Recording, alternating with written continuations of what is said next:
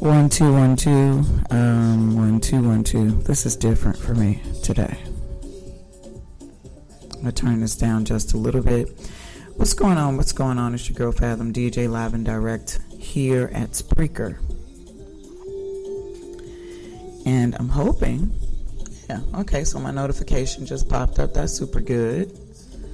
I am going to hang out for a second. And my hope is that I get a few people in my chat room to communicate with me, as I have a few things that I would like to share with those of you who are interested in listening, learning, and preparing. My mic is popping a bit. Let me see if I can fix this. Pop, pop, pop, pop, pop, pop, pop, pop, pop, pop, pop, pop. Still gonna pop. We just gonna roll with it.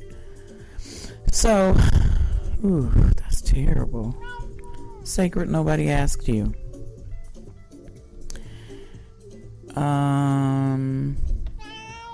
Yeah, I know. It's been a while, hasn't it? What am I gonna do besides waste time? Okay, so what's playing in the background is a new installation. It's called Fall Things. It is available here for those of you who have not been tuned in to any of my Morning Love past and maybe not getting the notifications or not paying attention to those notifications. I updated my Spreaker account the other day with a bit of a mix that I did while I was at Bureau Bar. And I guess if I have to start anywhere, I will start at where my energy was that evening.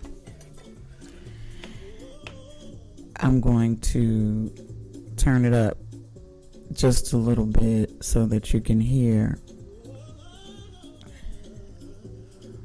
while I call a few people to my chat room.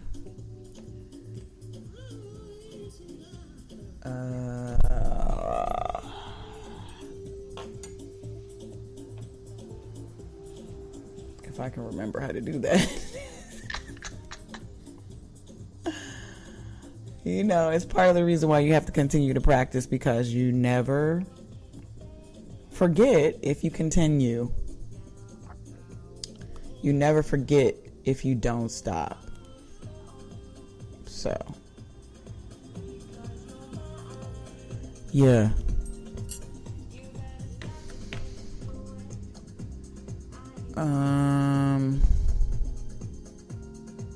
That is not how I want to do it.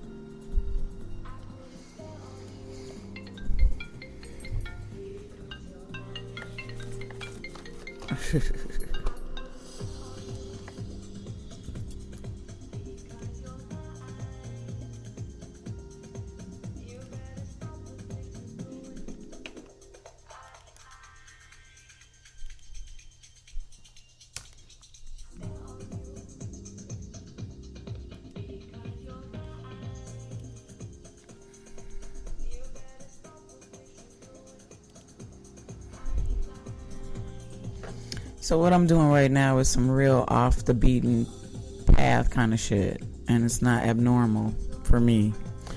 I'm streaming a bit of a mix that I did on Sunday. Sunday was a really interesting day for me,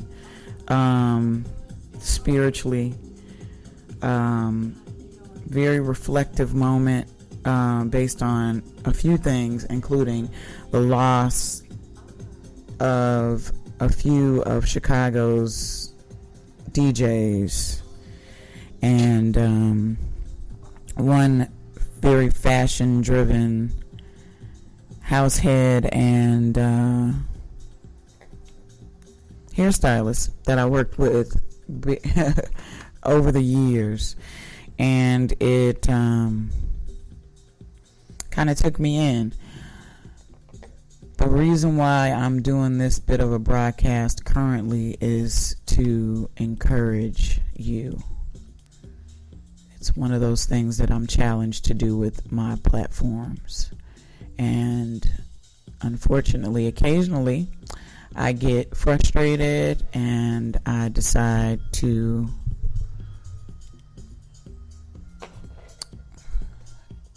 move away from those spaces, but it's really a part of what I'm supposed to bring that's different. And so as I do, or I try to do that, I'm called back to do it.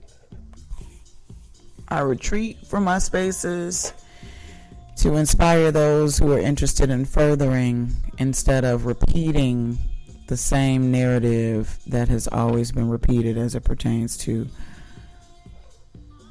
society in general.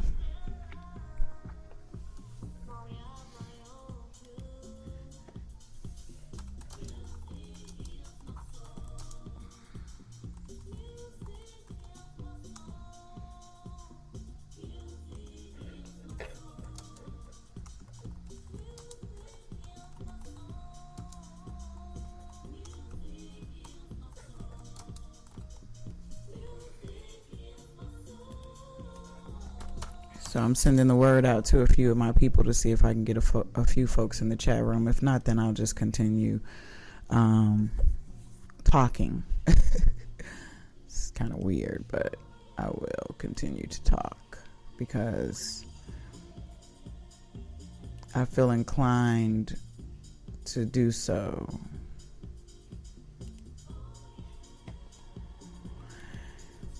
Oh, gather. Good morning, Douglas Kerr. How are you? It is not quite fall as of yet, but I am a fall baby.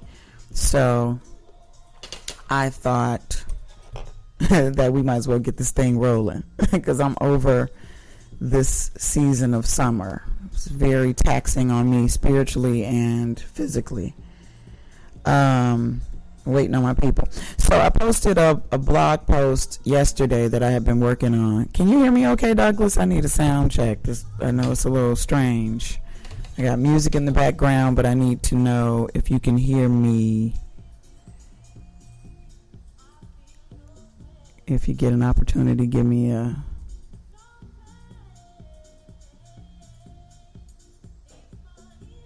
response. What time is it?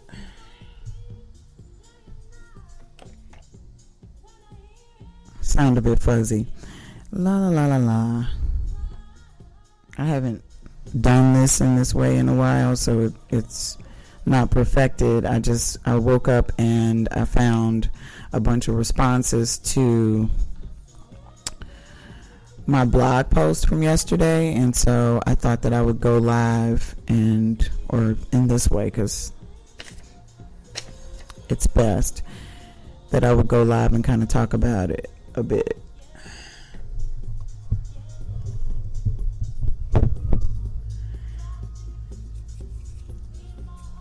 as I've learned from one of my older Jedis, you're always reconfiguring and configuring for the betterment. So I'm going to be moving my stuff to a different room and soundproofing that room and making some updates and upgrades, and for that reason things are a little glitchy. That's what I'll say for now. So anyway, I'm gonna start this conversation because I'm not trying to hang out all day, all 500 minutes. In the background there's a mix that I did. That mix is, of course, in the archives with the rest of the mixes for the Morning Love session. I am asking those people who have tuned in to my past sessions when going live to give me a little bit of feedback so I can map out where we're headed as it pertains to the Morning Love show that I've been doing on Thursday for the entire mostly the entire winter and spring of 2018. That was what, January? I think I did my first casting in December and probably ended it in May. I'm considering moving the show to Tuesday.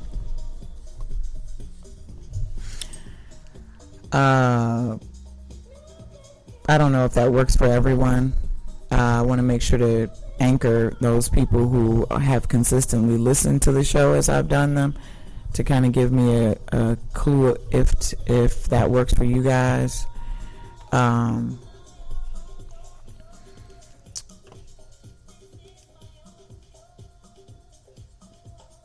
So here I go taking another L, because that's kind of what I do. I take the L's for everybody else, it seems.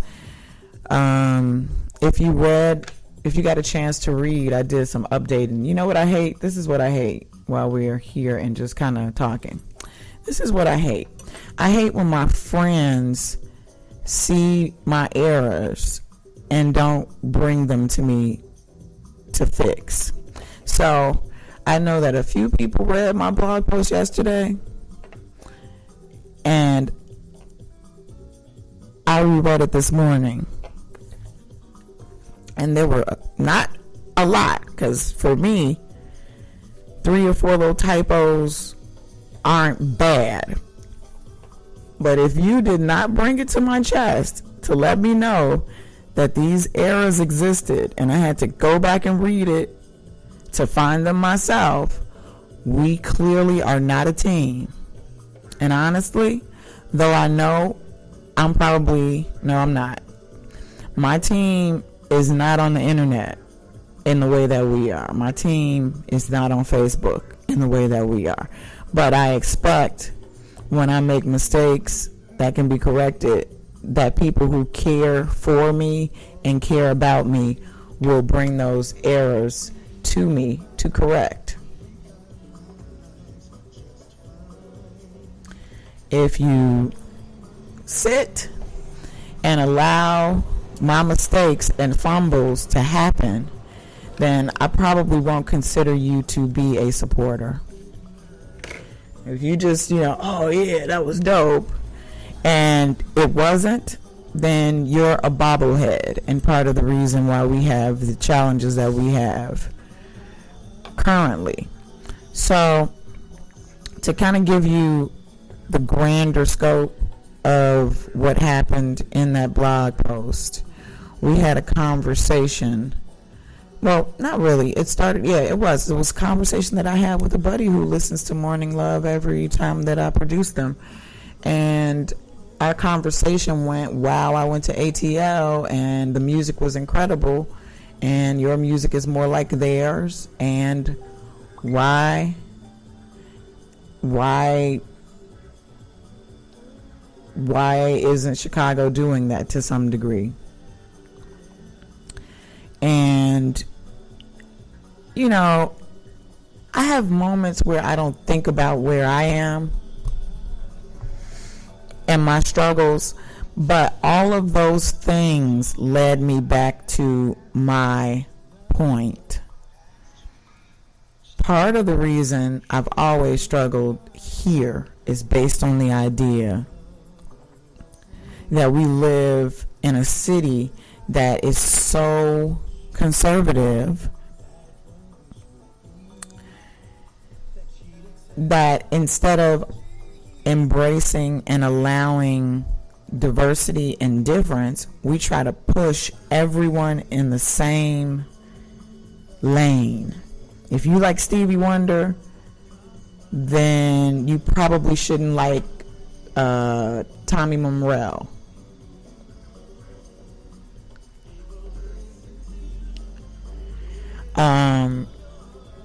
If you like black coffee, then you shouldn't like Ron Trent or Vic Lavender. If you like Terry Hunter, then you probably shouldn't like Stacey Kidd.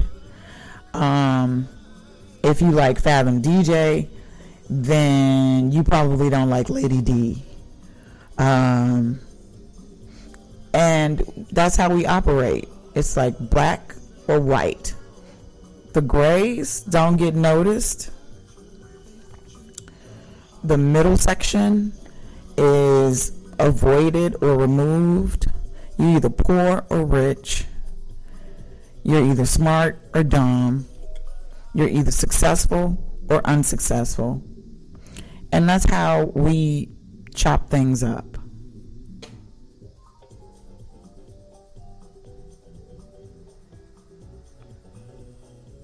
Right, Douglas. So Douglas is saying that he read it and he saw some of the errors, but I think I was operating on the principle of if you can correct it, you can understand it. And that's true. Like, I know you got the point of it, but it's like, you know what's happening, what always happens with me. I'm going to turn that down a little bit, turn this up just a bit. What always happens with me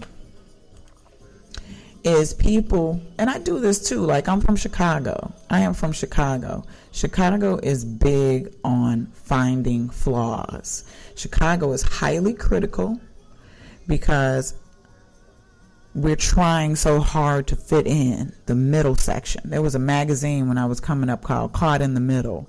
It was a hip hop magazine, and that magazine was printed in a composed, actually, the graphic designers and the writers were housed in a space that was shared with a marketing firm that I worked for back when I was super young.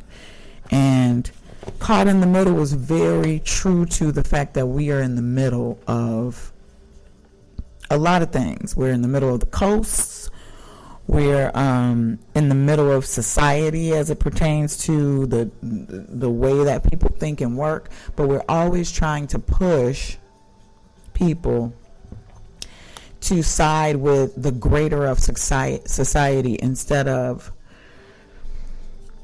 accepting them as they are. And so we're very critical. Black folks are very critical and sensitive. And so most of us are able to point out the flaws first instead of giving compliments first. And I'm no different. So I'm easy. I'm trying to be, I'm scattered. I haven't eaten anything. I literally just rolled out of the bed and I'm trying to get my head together for my day. But, yes, of course. Thank you, Sandra. Thank you, Terrence. I know you're in a meeting. Thank you, Douglas, for tuning in and listening and chatting with me on this. I appreciate you holding me down. So anyway, I'm scattered. You know that.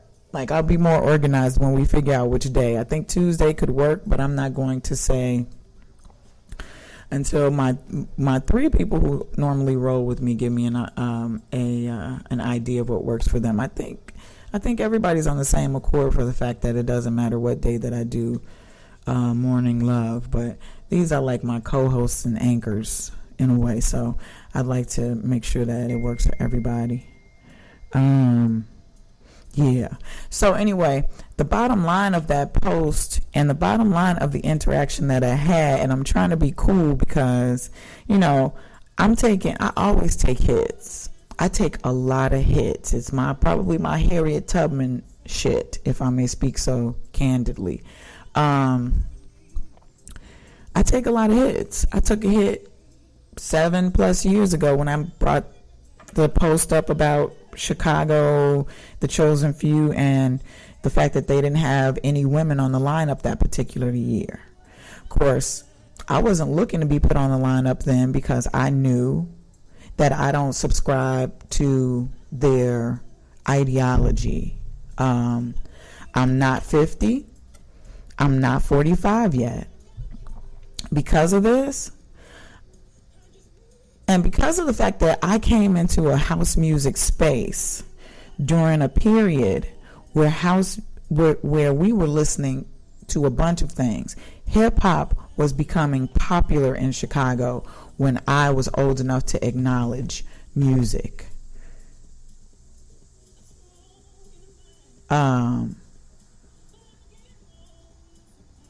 Indeed, I'll read it. I'll read what Douglas is saying. I'll go back and read it because I get distracted. It's a lot of notifications rolling around me, and I can't keep track. I came up during a period where the cultures were merging. So, and I think it's very telling of the truth. Like, you know, I listened to music on the radio from WKKC. Sundays was the day that they played house music. After they played house music with Barbecue Bobby, there was a DJ who came in by the name of Pink House. He played house music. No, he played hip hop right behind that house music set. The culture was changing in Chicago. Like, we were listening to house music, but all of the music that we were listening to wasn't just house. It was blended to meet dance music, but there were groups that were considered other genres that melted into that. You know, Trance Euro Express was one of those tunes that hit a bunch of different targets. It was techno, it was electronic, it was disco, it was house, it was hip hop, it was all of those things. So my entry point into understanding the greater of our music was based on a bunch of influences. I lived for hip hop and breakdancing. I'm a B-girl. I did graffiti. I breakdanced at that time. But house music was Chicago born, so it was a huge influence. So I don't have the same experience as people who are over 50. Which is part of the reason why I have issues subscribing to one particular style of music to drive a point. We have tons of people who are over 50 who are now navigating and narrating house music as it stands in the city of Chicago today. Because of this, they are interested in recapturing their youth. Most of them are dodging their current situations and going back to the past. There's nothing wrong with going back to the past. The issue with it, the only issue that I will say is if you're so busy acknowledging everything that happened when you were 18, 20, 15, 25 at that time, you're not acknowledging the youth. You're not acknowledging new people. You're not acknowledging new experiences and new possibilities. And this is why, in my opinion, our music as it pertains to house has a cutoff point. I hate to say that. Unless these people start to interact, engage, and put folks who are younger and who have a newer and different narrative into play, house will die when the chosen few die. And as it stands, if I'm not mistaken, we have, I think everyone in that group is over 50. And some of those people are closer to 60 than they are 50. No disrespect to them, no disrespect to what they're doing. But it's very historical. I had an opportunity to watch a movie, a series of movies about what I can't even remember the name right now because I'm really overwhelmed with information. I might be overstimulated at this point. But it was more so about the history of African Americans as it relates to this country. And one thing that really struck me was the fact that we have elders who don't have the energy, but they have the resources because they're old. They've lived their lives.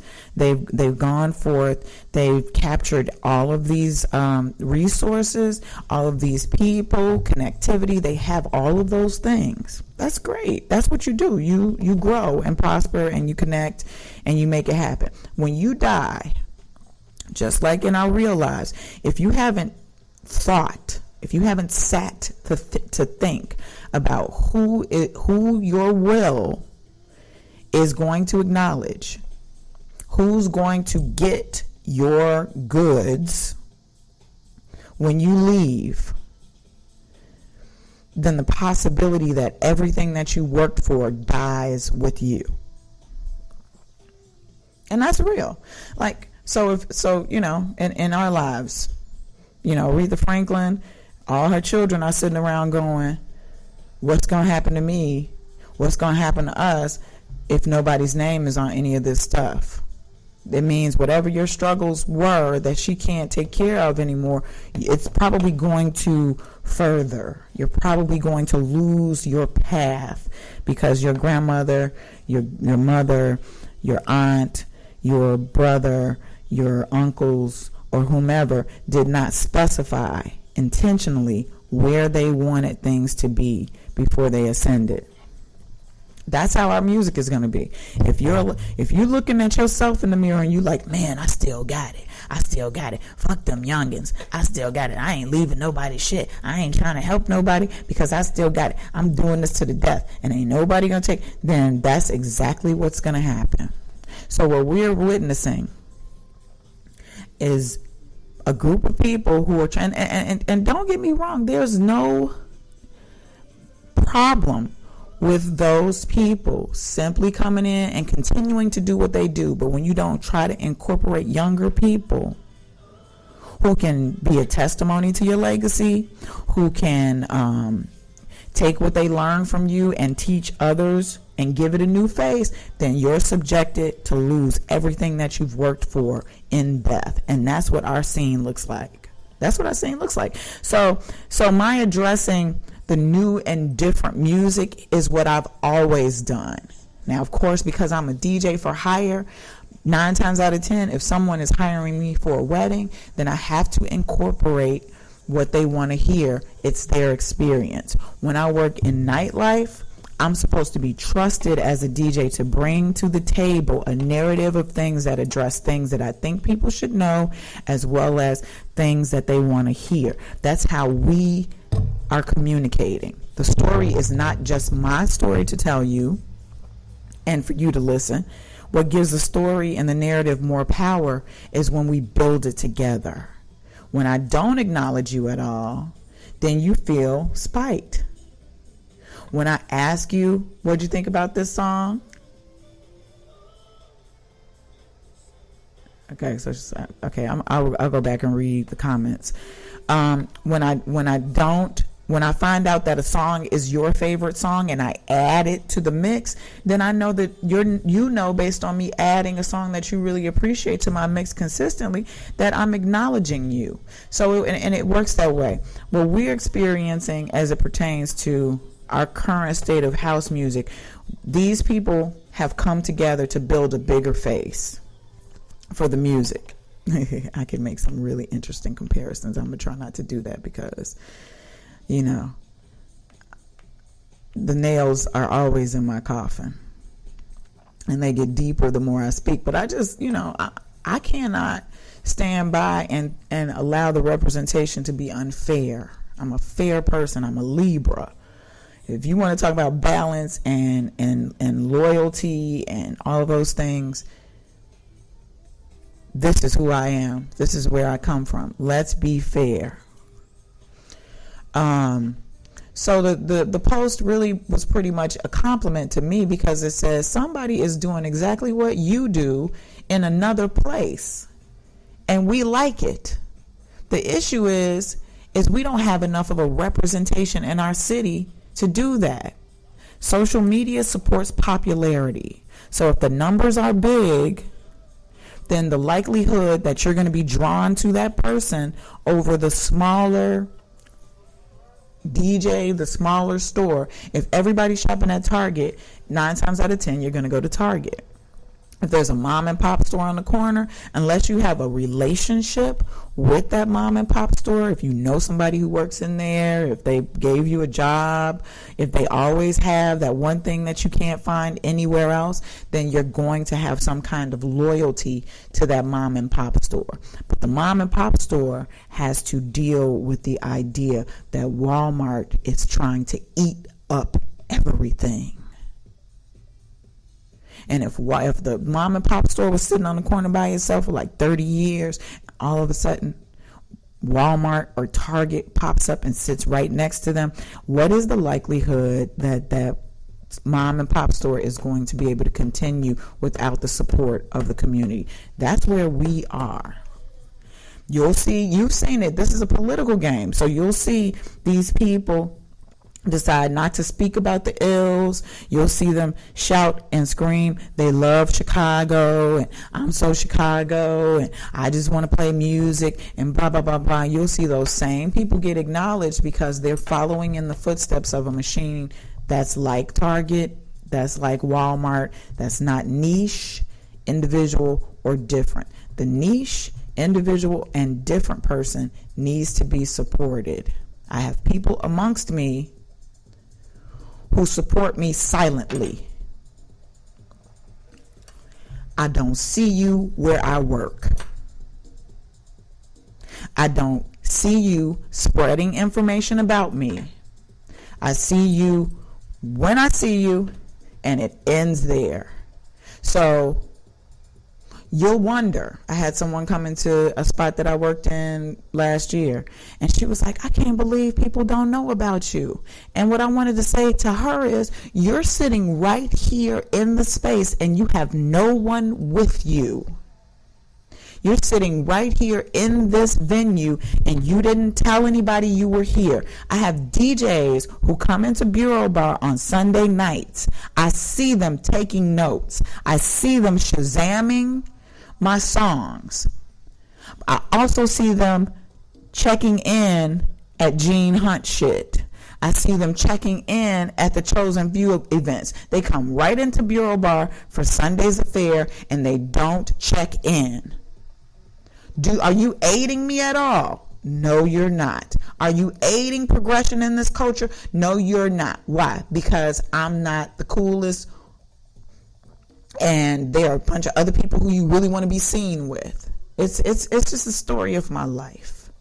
It's the story of the life of people who do this more for love over popularity. That's what we're dealing with. The Chosen Few, if you don't know who they are, if you don't know the machine that they have underneath them, then we have to add that to the narrative. Alan King is an attorney. His wife is an alderman. Okay? They are well connected in the city of Chicago. Wayne Williams used to be A&R for Jive Records. He is a businessman. He has been in the business of music as long as I've known him. And I've known him a long time. He was Team R. Kelly when R. Kelly was rising for Jive Records. So these people are very well connected. This is them making a determination that they want to address business in this marketplace. Because they are businessmen, they're doing business. But there is a part of that business that doesn't grow and innovate. And that's why we are who we are. Because innovation means bringing in nuances, addressing new markets, addressing new music, and putting other people into play. We have a current state of government that is very much like that. Trump doesn't give a damn about who you are. He has a bunch of people who work for him. He doesn't have to acknowledge those people. He is the main one in charge. That is business at its finest. And that's what we're dealing with. The issue with that for me, and the issue with that for a bunch of other DJs who are more interested in creating their own narrative and brands to do what we do, is the fact that, again, if you're not incorporating and exposing other people, then the narrative ends and dies with you. So in this post, I mentioned Atlanta because I got an opportunity to see some of the Atlanta vibes and movements. I've been watching them. I was in Atlanta 3 years ago and got an opportunity to play at one of the more popular venues. And regardless to what I played, I got nothing but receptivity. Regardless, people didn't come up to the booth and ask me for anything. They did not have expectations. They took their place on that dance floor at Sound Table, and they danced the whole time that I played. And I played 80s dance music. I played new house music. I referenced the classics. I referenced some of the popular tunes. I played, and I had a wonderful time. Not once did I have to address somebody asking me, would you play or could you play? That's not how Chicago works. If you're not playing the shit that they want to hear, it's going to be one or two things. Either people are going to leave, or you're going to have people coming to the DJ booth. I deal with this at Bureau Bar. Because what I have at Bureau Bar, unfortunately, I mean, it's fortunate, they're anchors, but I have people who are well into their 50s coming through Bureau Bar because they heard it was going to be house music. I have an obligation because they're drinking and they have budgets to address them. But I also have an obligation based on the fact that I make new music. I can make edits. I can make remixes. It could happen. But because of the fact that I'm trying to make original music, I have to play things that associate with the music that I make. And because of this, people get lost. I have a period when I come in. Like when I first get there, normally it's a room full of elders or older people. And they're like, you come in and they're there already. So I get there and I start off and I play the things that they know. By the end of the night, it's my turn. So this mix that you'll listen to that's playing in the background is my turn. It's at the end of my set. I'm I'm slowly gathering the confidence because it's a fight for DJs. It's a fight. You can play whatever you want to play on the internet. But if you come into spaces and you like, I know what I'm dealing with. I know this market. I know what they want to hear. So I'm just going to play Wonderful, and I'm going to play Hey, Hey, Hey, and I'm going to play Superman, and I'm going to play Words, and I'm going to play The Trumpeter, and, anything else?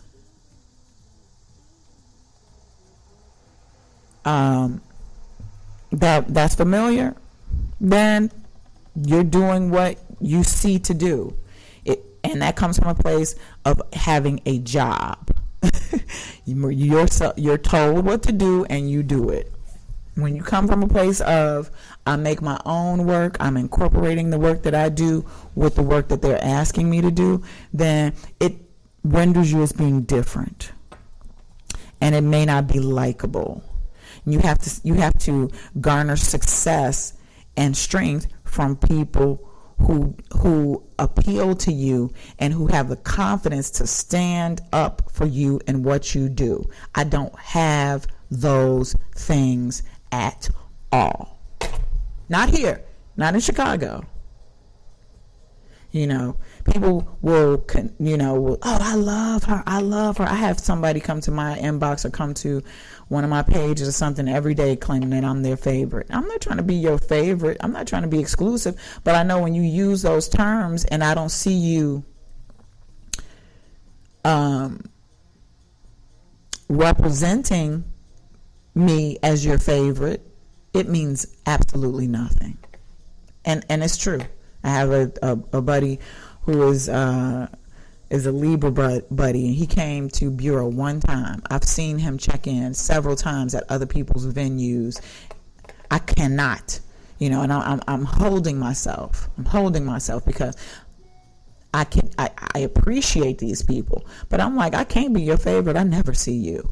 So when your favorite auntie passes and your favorite auntie leaves all of her belongings to someone else, people are going to be like, well, you couldn't be the favorite, because if you was the favorite, then auntie such and such would have left you all her goods. So it's some conflicts, honey. And that's exactly what I'm seeing. I'm seeing a conflict. Be true. If you like all these other cats, love them. Post photos with them. Do all of that stuff. But when you say you dig or you like or this person is your favorite and you're not riding the fuck for them, then it's a conflict.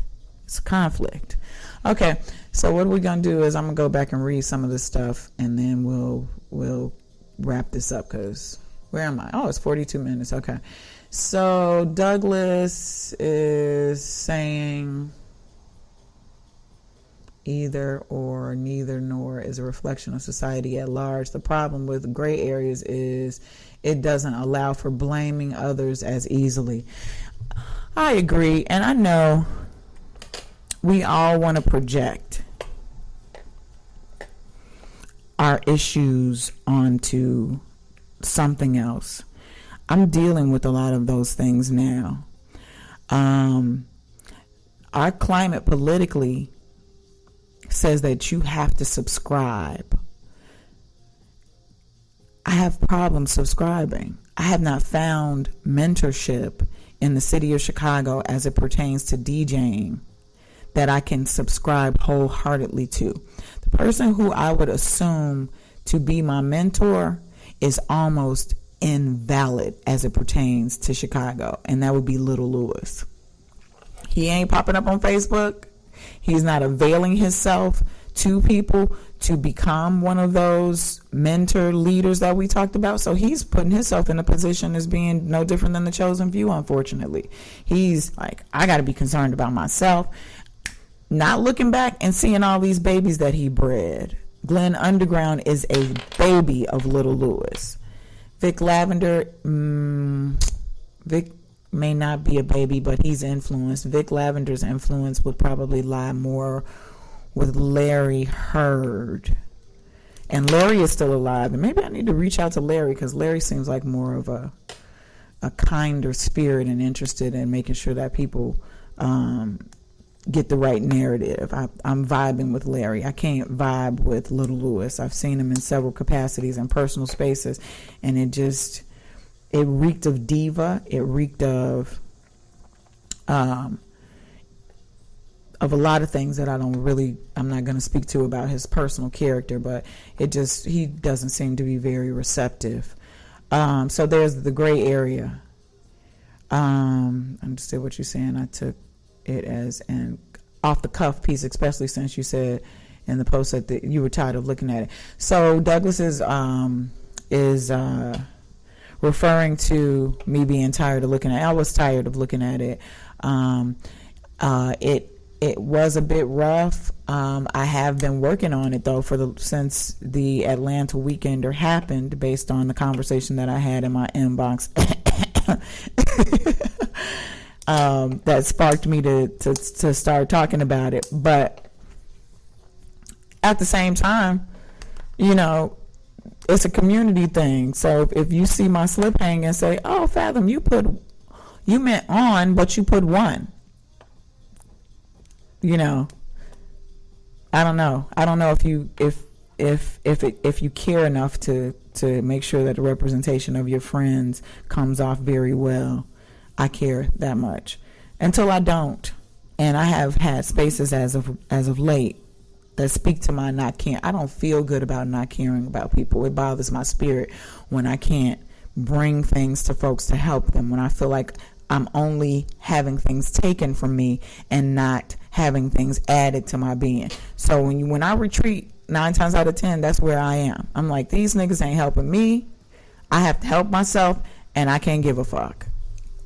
So in effort to change that dialogue, to change that dynamic, I like to give you the opportunity.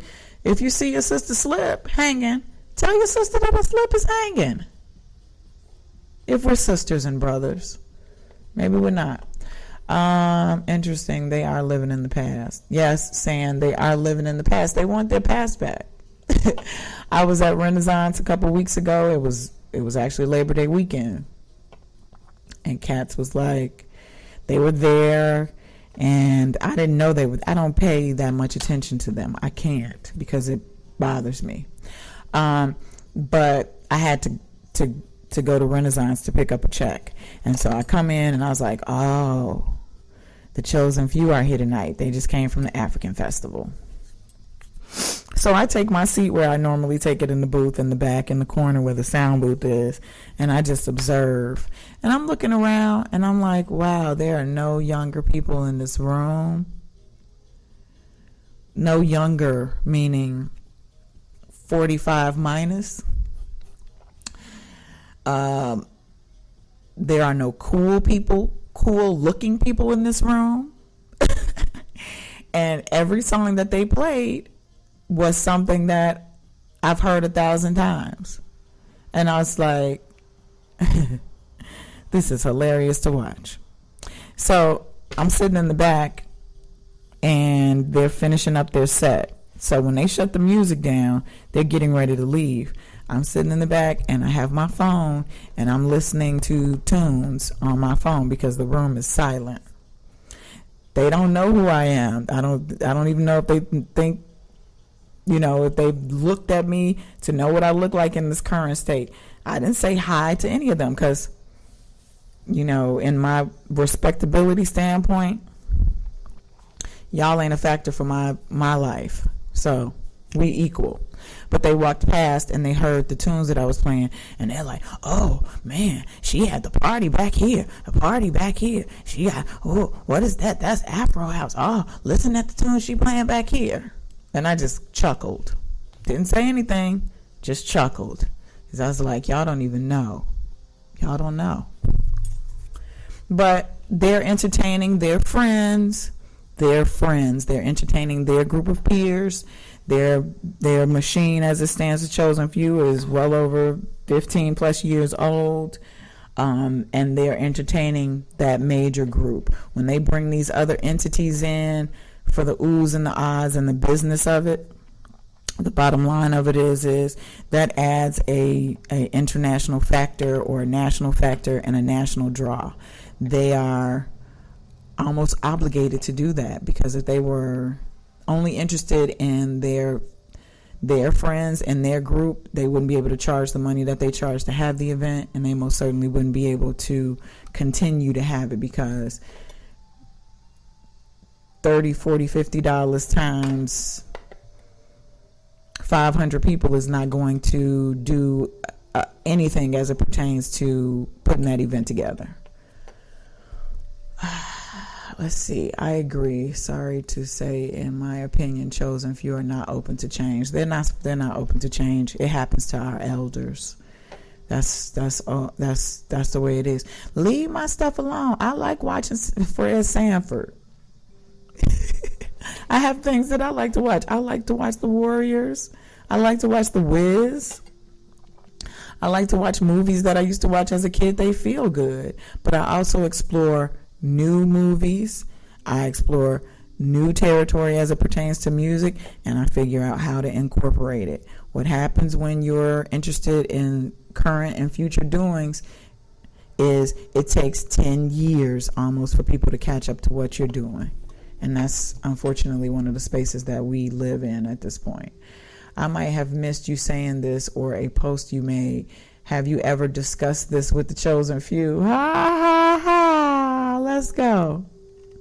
Sandra, I had a conversation. I don't think we were friends back then. I had a conversation 7 years plus ago, and I only had one critique. And I was different then too, in a way. Like I had, I'm younger. My energy is younger. And, you may be ignorant in your youth because you don't know any better. So I popped off. I was like, wait a minute, I'm trying to figure out why there are no girls on this roster. Where's the female DJs? We have tons, and what I said in the post was, we have tons of women at this festival. They barbecuing, they doing all that they can do to look sexy and to look good for y'all. And you don't have one woman to represent them on the stage. This is ridiculous. So all of a sudden, Terry Hunter pops up, Alan King pops up. And Alan, of course, based on his level of professionalism, was very wise about his choices and words. I wasn't trying to shoot them down. I was just like, damn, y'all don't have no women on the lineup this year. Of course, they went to reference Celeste, the DJ. They referenced Lady D. They referenced Laura Branch. And unfortunately, in my opinion, because of the fact that they had put them on before, that's old business. We're talking about new business and current business. There was no woman on that lineup. Now, in the middle of this, pops up DJ Alicia. And DJ Alicia is like, somebody must have pulled her into the conversation. And I acknowledged her. I was like, at the end of the day, you're supposed to be on the lineup. Because you have been doing all of, I'm trying to be correct about it. You're doing all of the things that the chosen few want you to do to be on that lineup. And I left it. She took it, and I didn't say it like that. I just said, honestly, if anybody should be on the lineup, it should be you. She took that shit however she took it, and she blocked and deleted me. I thought that was hilarious. So to answer your question, Sam, I have had conversations with them. And Terry's response was, what did he say? I can't remember, but it wasn't memorable. But he had something to say about y'all should do y'all own thing. And I agree that should happen. And at one point, based on an experience that I had, I tried to gather a bunch of girls to have an event, and the girls fought amongst each other. In a way, everybody was trying to figure out how to get over, and it was based on an issue that I had, and it started looking like people were actually showing out because they really didn't want to support me, and so I just nixed the whole thing. But he was saying, get your own shit. And I was like, business-wise, like, look at little Louis Vega. He has a wife who's a DJ. She puts out music. They do business together. Terry's response was, that's his wife, though. So then, progression-wise, they don't see it. They don't see it. They are where they are about their business, and unfortunately what ends up happening is one or two things. Either, the 90s hip-hop music and the 90s neo-soul and R&B are next in line to eat house music. So 10, 12 years ago, before house music started to get these wheels, about a 50-plussers, it was steppers.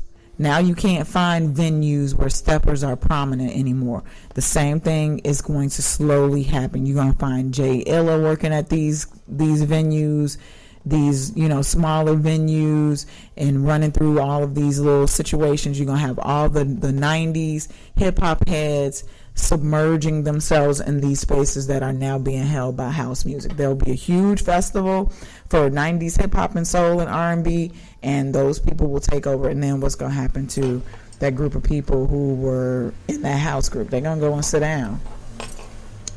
That's the history. Where are we? So, yeah. So I don't have a conversation. I don't think the conversation for me to have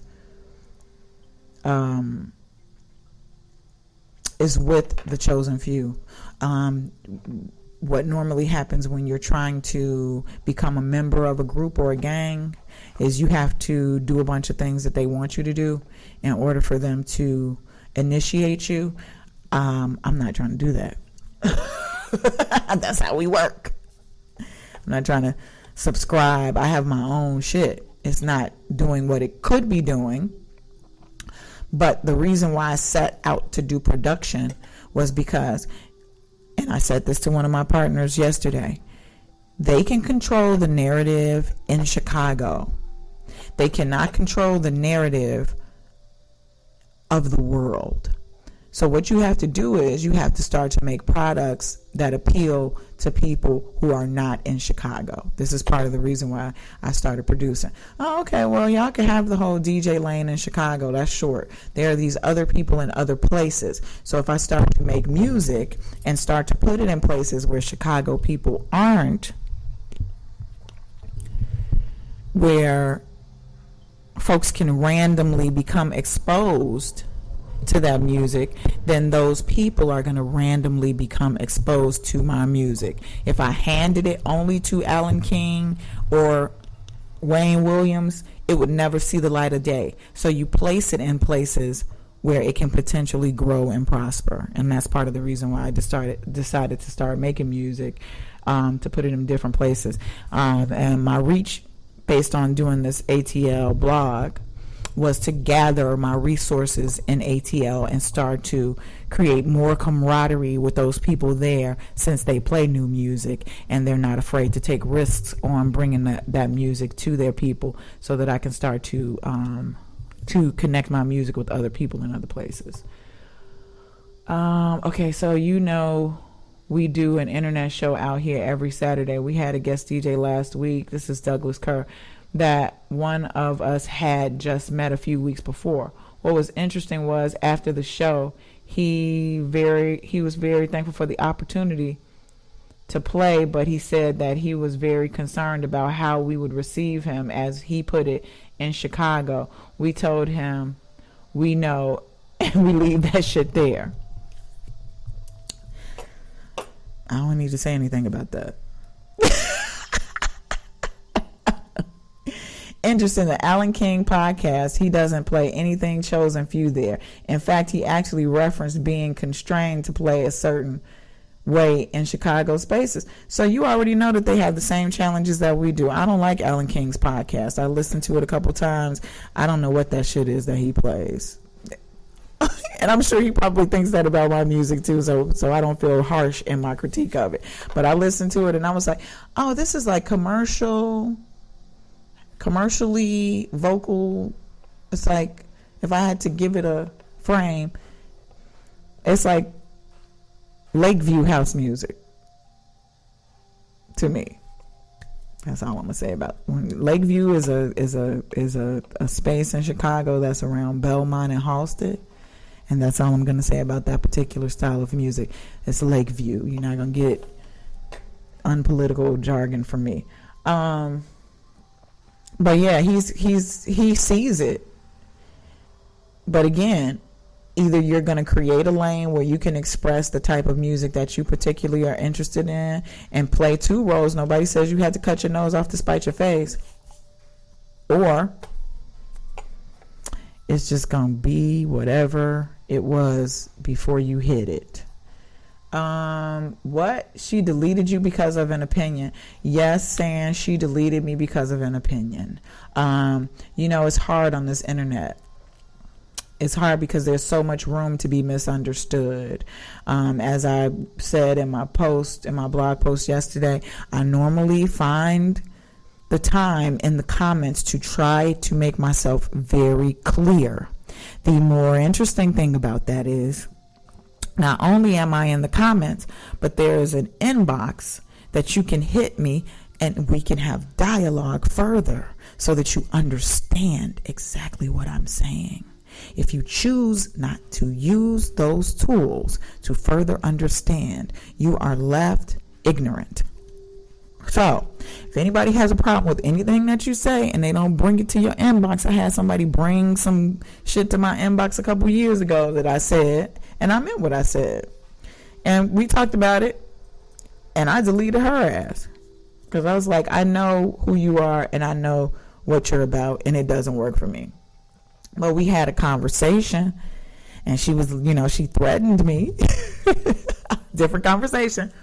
But we had a conversation in private, and things were kind of hashed out. Another over 50, popular so-called house music person who liked what I do, but didn't like it enough to support me because she was too busy trying to be popular. So there's room to further discuss things, but if you're interested in your initial response and you're not looking for clarity, whatever somebody pops up in the post, you're just going to take it and go get sensitive and then prepare for war. And that's what she decided to do. So her reaction was to block me, and we're not friends at this point. What my theory about the whole thing was, now, and this is no diss to her in her current state, because she's doing relatively well with what she does, but when the shine stops is when your work starts. So if somebody gave you a platform and put you in a place and they shine the light on you, and everything was going the way that it was supposed to be going, then your work isn't there because they're helping you. Your work really starts when the glimmer starts to dimmen, and you got to figure out how to maintain, keep, reinvent, recreate that space. And that's where most of us are. It's not easy for women, and of course, because of the fact that we're all trying to get the spotlight or get some shine time from some dude, it says that 9 times out of 10 we're overly competitive against each other, and so that's what happens. That's why she deleted me. Didn't Diddy say that they were coming for House Next? Diddy did say that. And they have it. I guess I got to chuckle because I watch a lot of people on Instagram, and Black Coffee was who they came for. Diddy has liked house music. He has watched it. He has associated himself with it. And if you go to Black Coffee's page and you scroll down his timeline for his postings on Instagram, you will see pictures of Diddy and him. So they have the grander scheme of house music as it stands. And Diddy has a new song out. I'm sorry, Diddy doesn't have a new song out. Black Coffee has a new song out, and it's with David Guetta. And if you find the time, go listen to it. We're all in different places. We like different music. We play different music. That's great. But you go listen to it and you tell me, do you hear Black Coffee in that song at all? The drums, it's a very lightly, I don't even think it's soulful at all. And I mentioned it, because that's what I do. So he pops up and he's like, this is a new tune that, David Guetta and I have out, and yay, blah, blah, blah, blah, blah.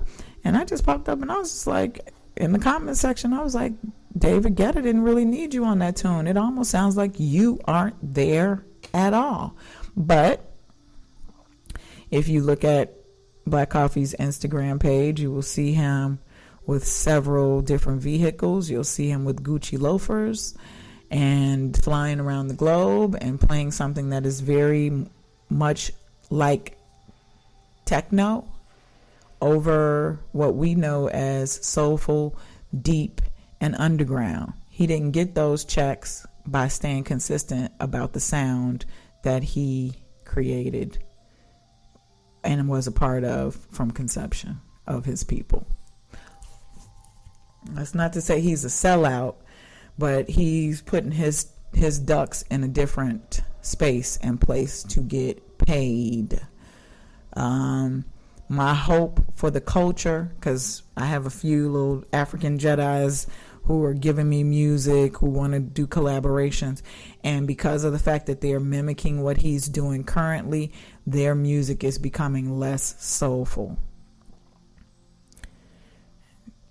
The track that I put out, my first tune that we put out 3 years ago, the drums and the instrumentation were by an South African DJ by the name of DJ Mo. As it stands, in terms of my market, that's probably one of the most unsuccessful songs that I've done. And I thought I knew the drums weren't what I wanted, but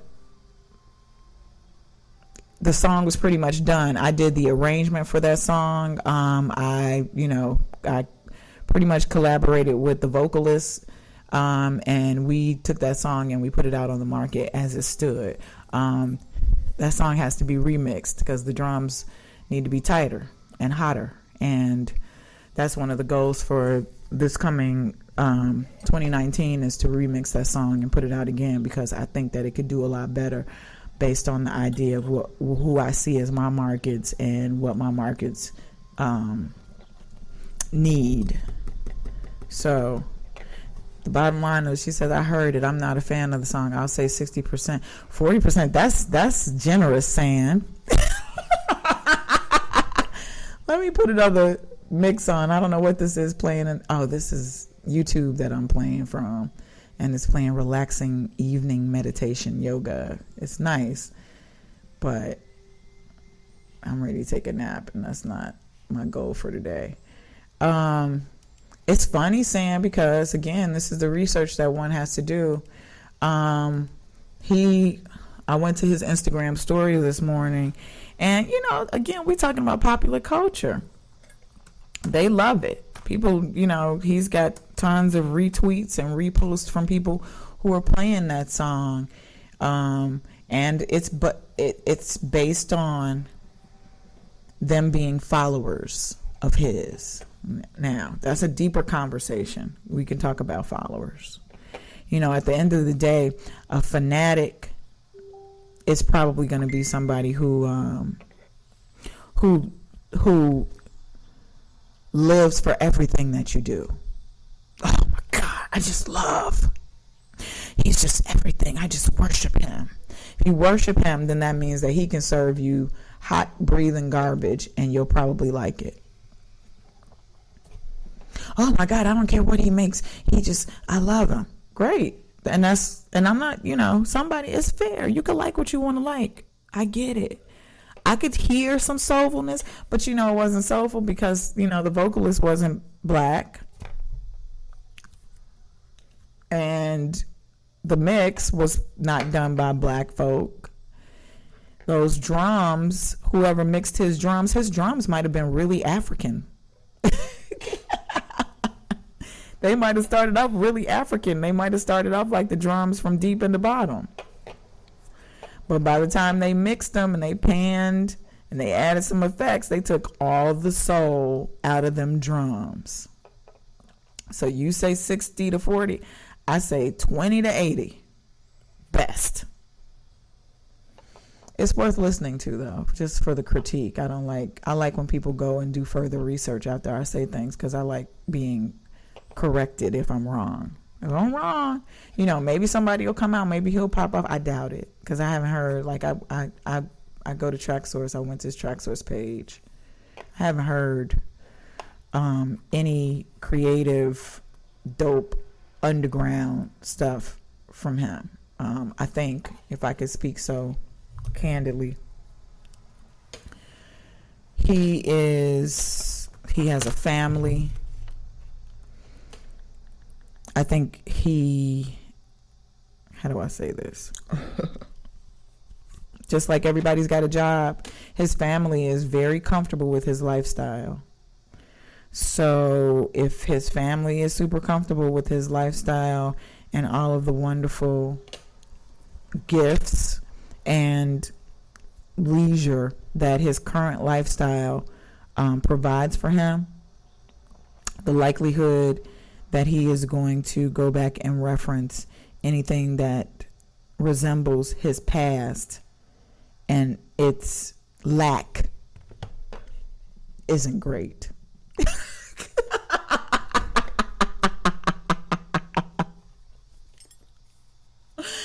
Like, I got a photo. I hold a lot. I hold a lot of things that I see back.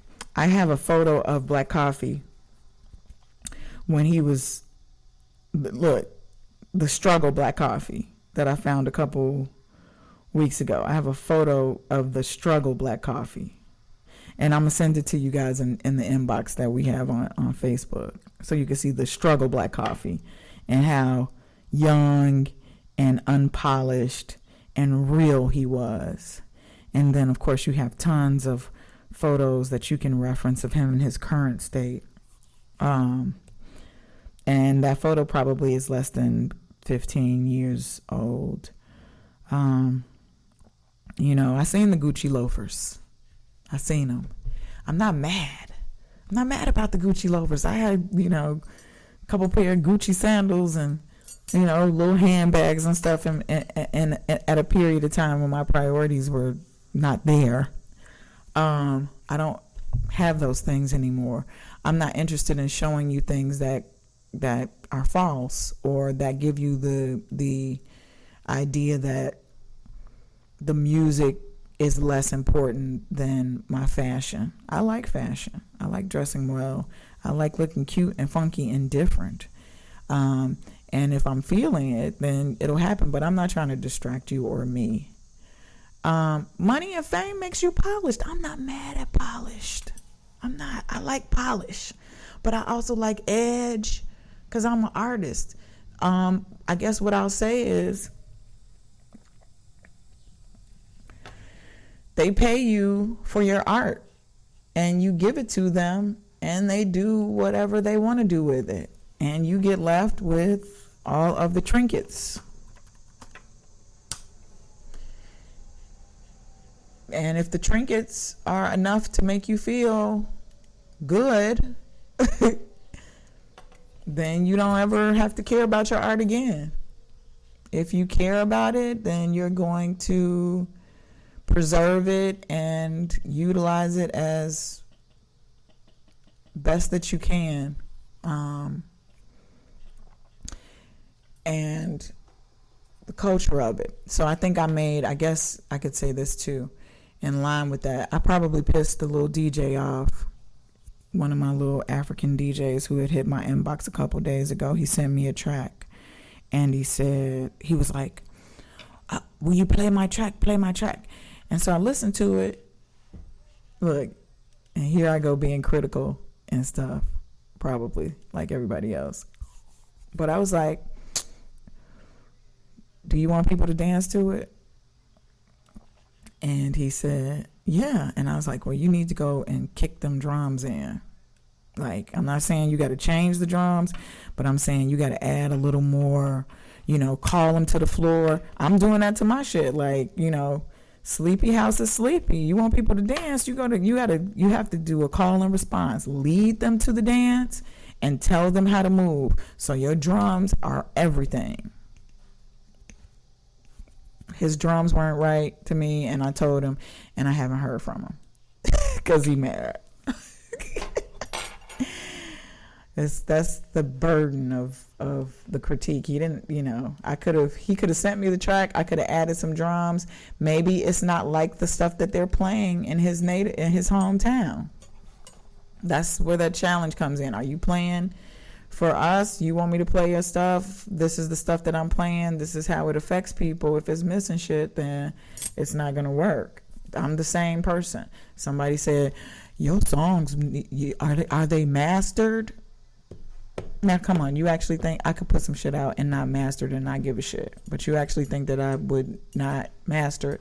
Doesn't sound mastered to you. And so because you didn't like it, you're not going to play it. That's perfectly fine.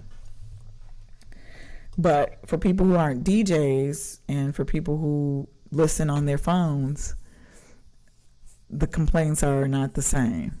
So it just depends on who your audience is and who you're trying to represent. So yeah, to wrap this up, let me see, would the track have been good had he not wanted people to dance to? No, Douglas. In addition to the fact that that the drums weren't right. What I said to him was, it's one of two things that needs to happen. I'm no expert. I'm still a child. What needed to happen to the tune, in my opinion, and it's just mine. I asked him, was he open to vocals? He said, yes, but I don't have those resources. And so I said, well,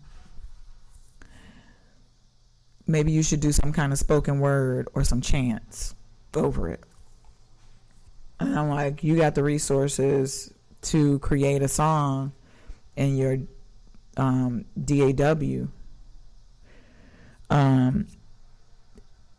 You can chop up some samples and throw some samples on it, because it wasn't really moving in any direction. And all of our drums started out that way. And because I'm not a musician,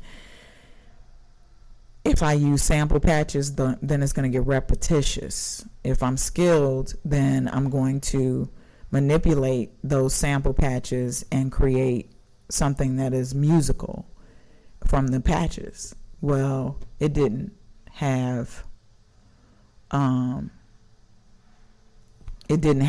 any of those things. So I say kick your drums up and maybe add some vocals, and I think the song might be playable. And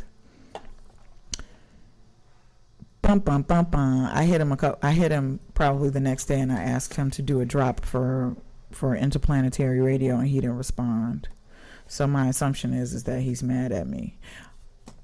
And again, these are growing. This is a teaching and learning moment. These are growth moments. We all have to be critical. I'm not harshly critical. I didn't say that song sound like shit. I didn't say the song sound like shit.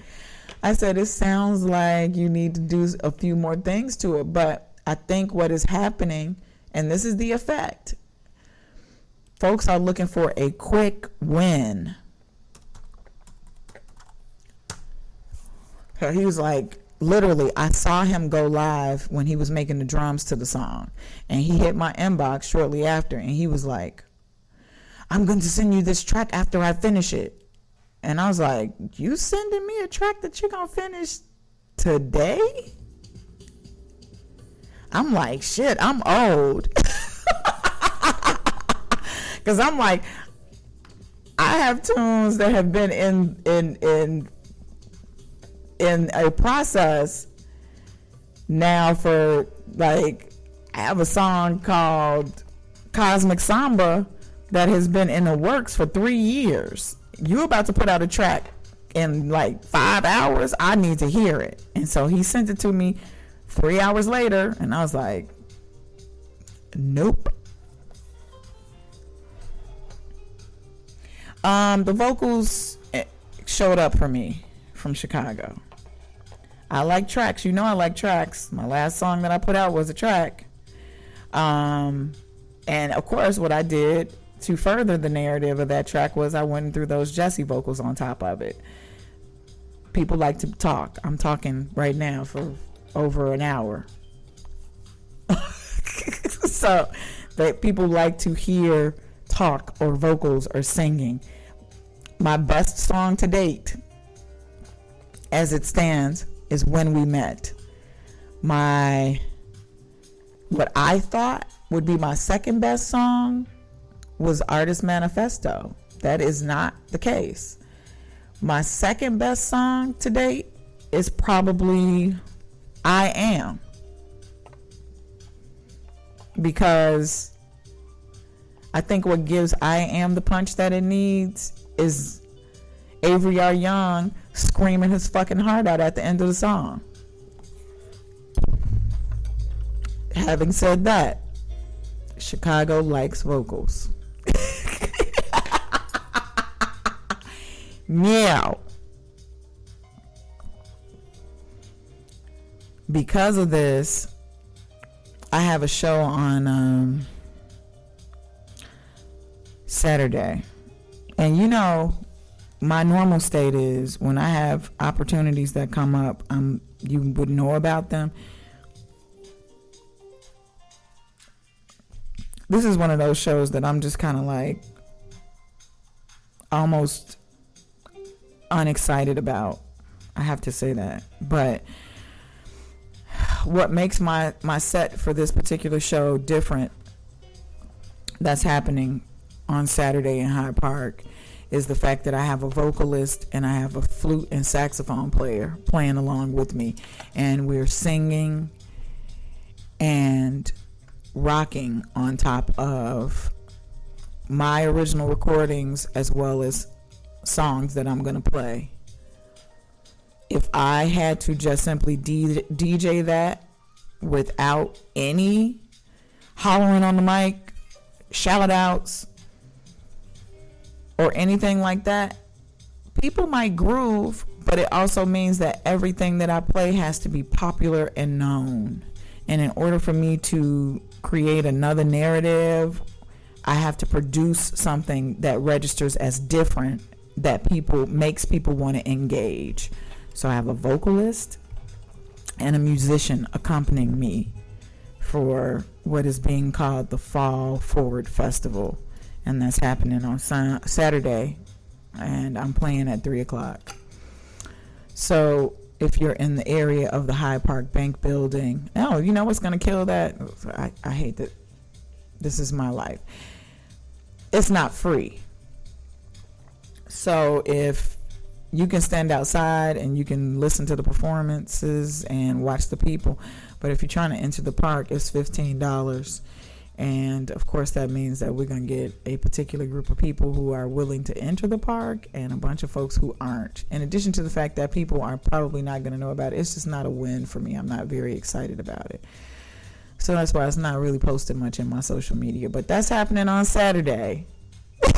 In addition to the fact that I'll be at Renaissance on Friday, that I will be at Tangent on Saturday evening, and I will also be at Bureau Bar on Sunday.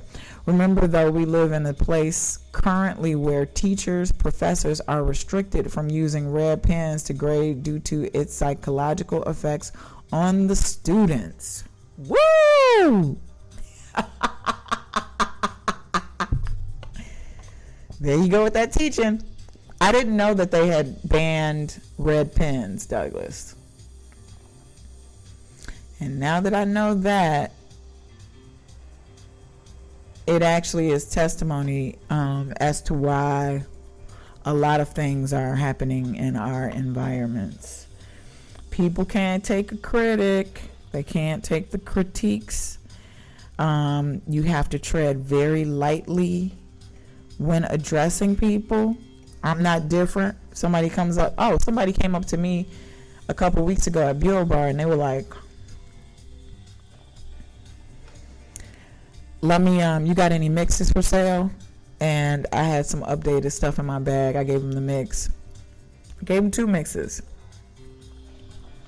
He came back next week and he was like, they were just all right. Okay, of course he's closer to 60 years old.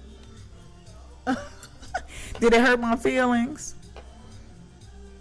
No, not quite hurt my feelings, because I have a room of people who are harshly critical, and I've gotten tougher skin about it. And of course, this person wants to be a DJ and he's asking me all these questions. So his critique probably came from a place of spite. He was like, I ain't like the mix. I could have done a better job. Okay, so go find a venue, go find some equipment, and put your own mix out. We do have to have tougher skin. Our skin has to be incredibly tough at this point because the internet is full of hate. Everybody's sitting around trying to figure out how to throw stones at people, how to get folks to, I guess I would say, everyone's trying to figure out how to weaken someone else's spirit instead of enlightening and encouraging them. I have conversations with Terrence Stevenson at least once a week. Terrence Stevenson wants to make music. He's gathering his resources. We had a conversation yesterday, and what I told Terrence Stevenson is, you can sit around and try to master that fucking program if you want to. By the time you master it, you might not have any tracks on the market. I'm like, your first tune is not going to be perfect. Your first tune is not going to be well mixed, but your first tune is going to be your first. So if I have to advise you, I would advise you to start working on your first tune instead of fiddling around about the technicals of it. Now, knowing what I know based on what I've done, I'm being a little technical because I'm about to put out an EP. I'm very confident about the musicians that I'm working with. I'm very confident about the engineer that I'm associated with. My songwriting, I'm confident about because I'm writing all the lyrics for the songs for my current EP that's coming out. I'm very confident, but I'm taking my time with it because I now have a better gauge. So it's like you got to get out there and put some shit out, and then you can go back and tweak it. But if you don't put anything out at all, then we're having this conversation for no reason. So I want you to encourage your brother Terrence. He might get mad at us because I'm telling his business. But I'm learning and growing, and I'm handing him information because he says it's something that he wants to do. Here you go. Let's get it. Should have gave him some stepping music. Dead serious. My wife, a professor, can't use red when grading papers. The papers are submitted electronically too. Yeah, it's deep. I think it's hard. This is very hard. We're in a hard period. Everything you say can be taken as being wrong. Because of the fact that everything you say or do can be misinterpreted, you probably might think about not saying anything. And for those people who want you to shut the fuck up, they win.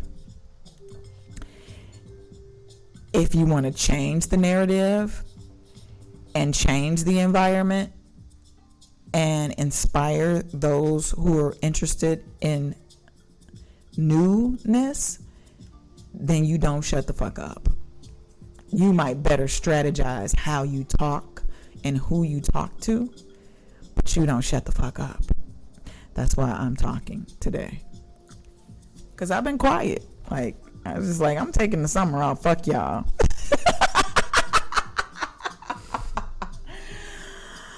Now that I got a good 7 songs that I'm playing with, 7 songs, guys. When was the last time I talked to you? In May. I have 7 working tunes in less than May, June, July, August, September. In almost 5 months, we have almost 7 songs that are ready to come out. It's testimony. It's testimony. It's testimony when, of what can happen when you stop paying attention to what everybody else is doing and thinking and saying and bullshitting on Facebook. It's testimony to the universe who provides you with what you ask for when you ask.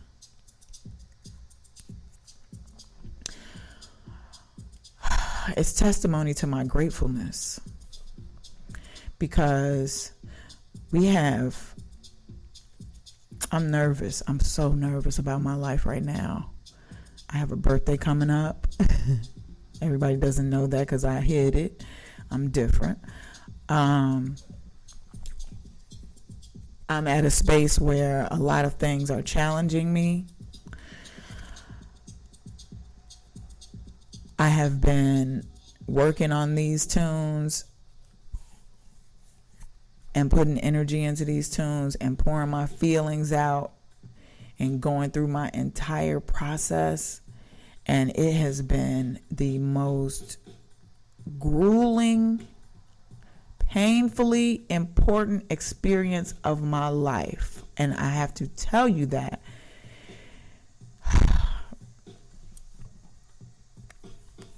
Because I'm sacrificing tons of things right now. But I know because the universe told me. We're going to have a conversation saying about why you had your birthday, because I want to make sure that I just want to hear your theory about why you had your birthday. But I'm sacrificing quite a few things because my spirit told me that when I put out these particular songs, that the concept upon which I do things was going to change. Because of this, I gotta do what I do and put them out. GTG. See, these are new languages that you miss when you ain't hanging out. Good. What does GTG mean?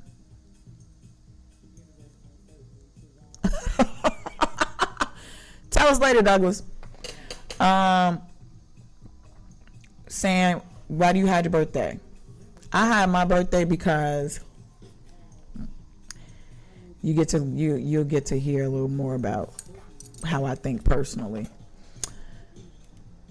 I have a theory based on what I've experienced in social media. I do not like the birthday parade. And that's a very prominent thing in social media.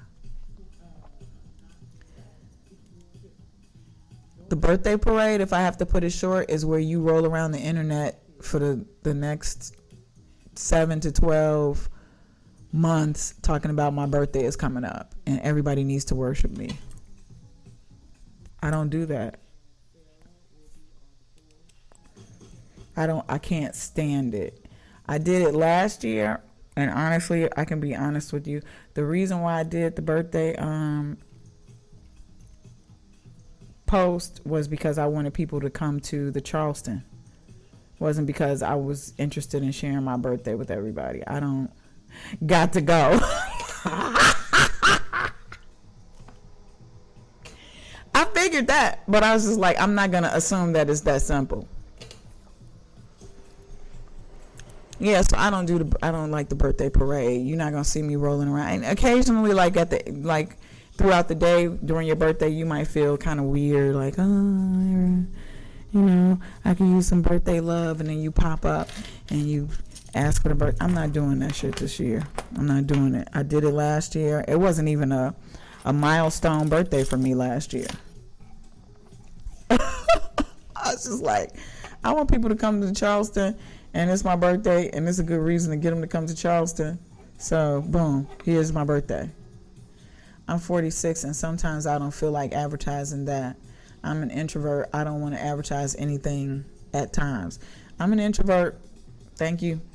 I don't need to advertise every damn thing I do. And I don't care if I'm a DJ and producer and entrepreneur and all of the things that I am that require promotions.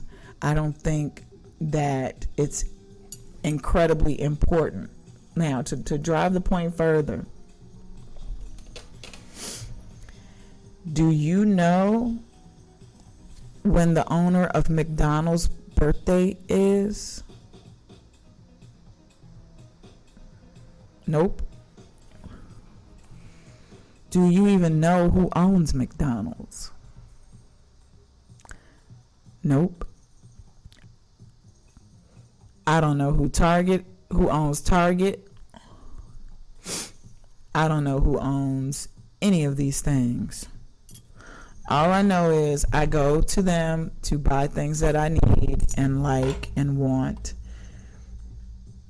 and they don't have to appeal to me personally. That may not be fair as an independent brand,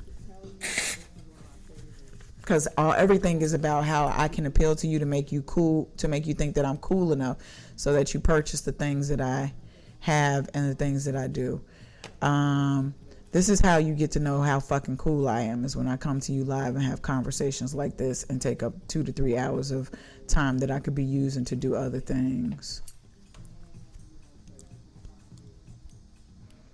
I was really talking during this Monday Rain and Sexiness set. So what did you miss, Terrence? Good afternoon. Is it afternoon yet? No, it's not. Hey, Terrence. I just told your whole business, Terrence. I just told your whole business, Terrence. They know everything now. I just told our comrades for Morning Love that Terrence Stevenson is going to be putting out music. And I also told them that you need to shit or get off the pot. And that's a lot of pressure. That's a lot of pressure, Terrence Stevenson. Who applied that pressure to me? See, there you go with that. So here's another conversation for the books. Somebody applied that pressure to me, Terrence, 3 years ago.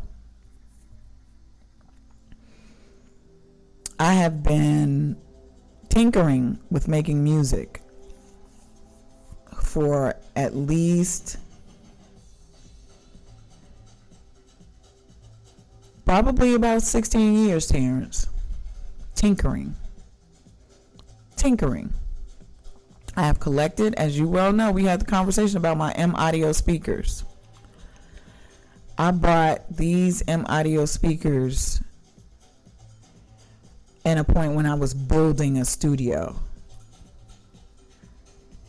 I have tons of sounds. I put out two songs.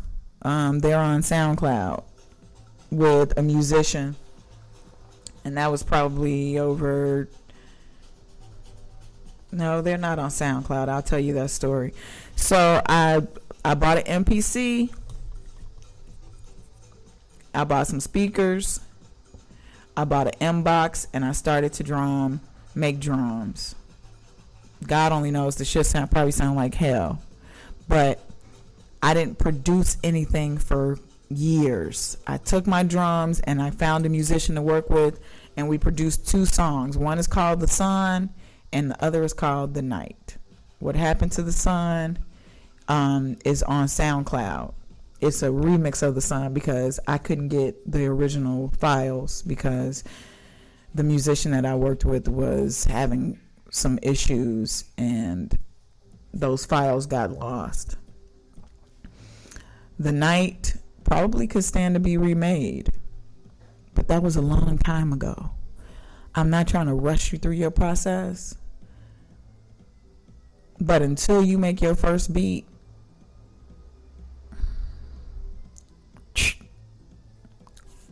you ain't broke the code. You will collect things with no damn reasoning for the sake of collecting them. Now, if you like collecting shit, if you got that kind of money to gather a whole house full of instruments and that's a part of your process, then do it. You have everything that you need to make a damn drum beat. When you make that drum beat and you find the musicians to start to play on it, your song is going to move. Your song should move you to put it out. When it's time for you to put it out, you'll put it out. What was told to me 3 years ago was movement is respected. And I feel more respect about the craft of production having put out. It wasn't Artist Manifesto that did that. It was Passion that was really my first stepping out again song. And Passion is not perfect. I still like it. I don't listen to it because I don't want to be overly critical. But there is a bunch of crappy shit on the market. And that's not encouragement. But what I'm saying to you is somebody's music is going to sound a lot worse than whatever it is that you put out. And somebody's going to sound better. But the fact that you're trying to put it out is where the encouragement and the necessity is. Because once you do it, then you're going to want to do it again. Then it's going to be better. Then it's going to be different.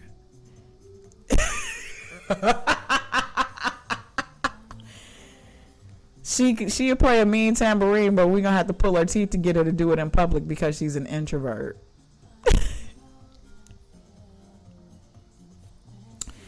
So what do I need to tell you? I need to tell you that I appreciate you, that I've missed you guys, that it's been we have been way overdue to have a session for Morning Love. As I told you prior, hired. Go on, get your dance and shake your tambourine, Sam. What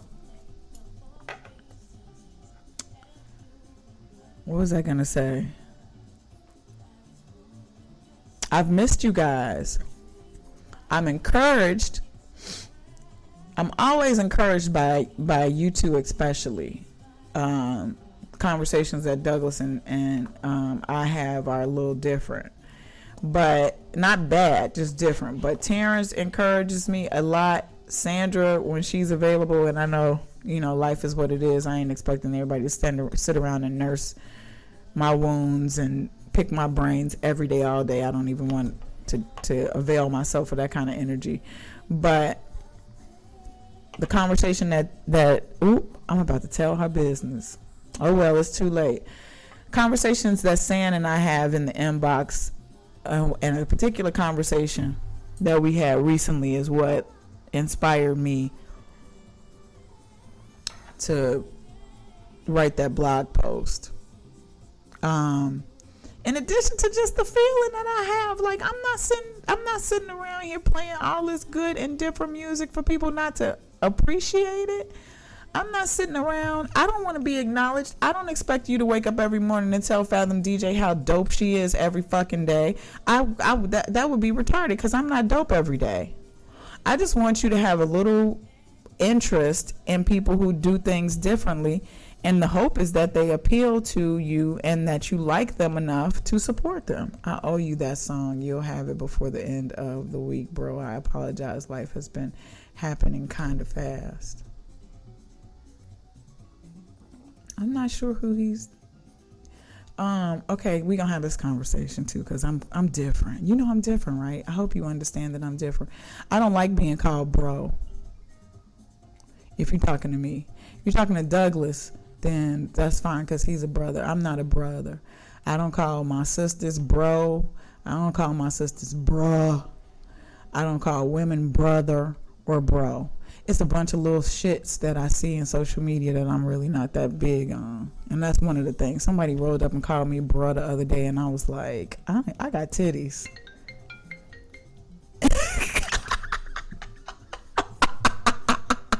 And I mean, I know some bros that got titties, but okay, you were talking to Douglas. Thank you so much, Terrence. Because Terrence had never called me bro before, so I didn't want to assume, but then I had to, because it said D in there, 2 D's in the room, even though I'm an F. You know that. So I apologize. But I'm not dope every day saying, I appreciate you saying that. Every day I struggle like a motherfucker. I do. I struggle because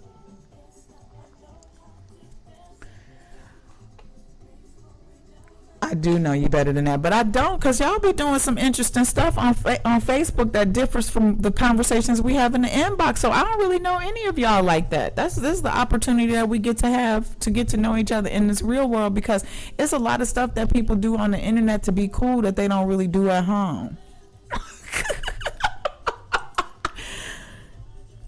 Men do got titties. They do. They just not as nice looking as ours.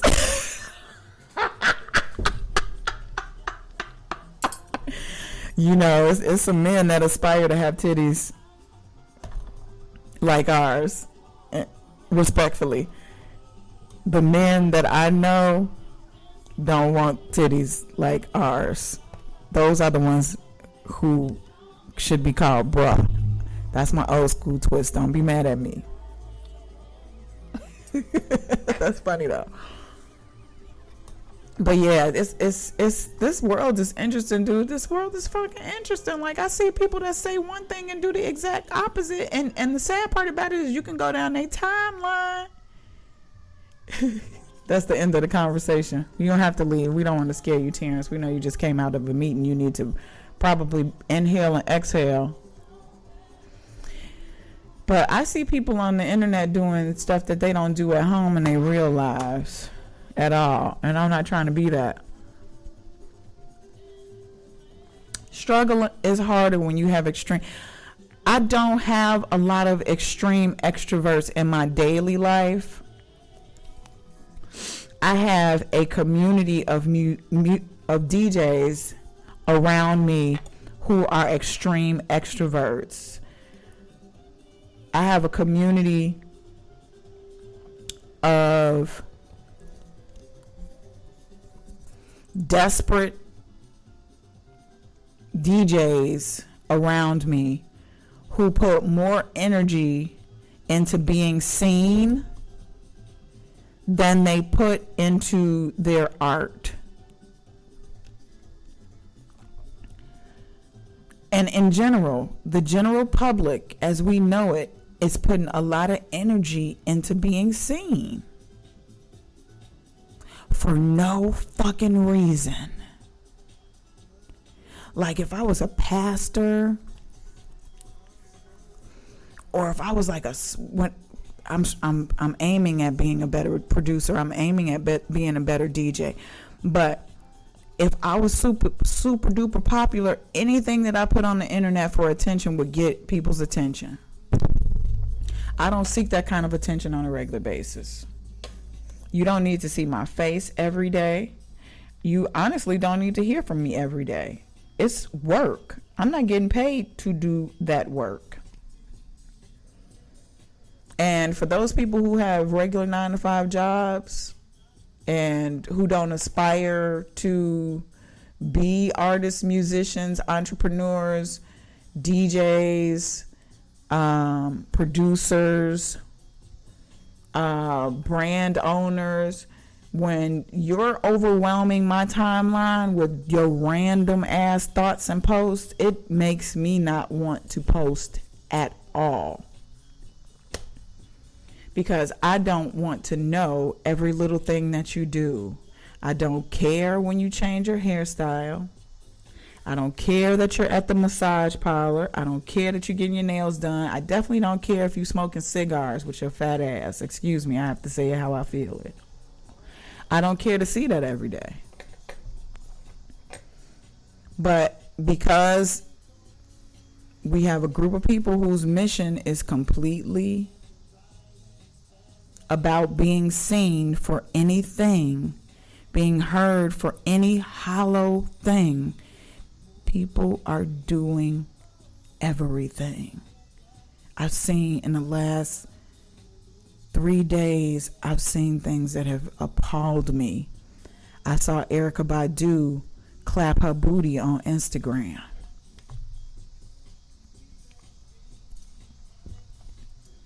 Did you see that video of Erykah Badu clapping her booty on Instagram? And I thought to myself, I know who she is. I know who she's always been. But when you do that type of stuff, it throws mixed signals. I don't want to throw mixed signals. She don't care. She doesn't care. She doesn't have to explain it.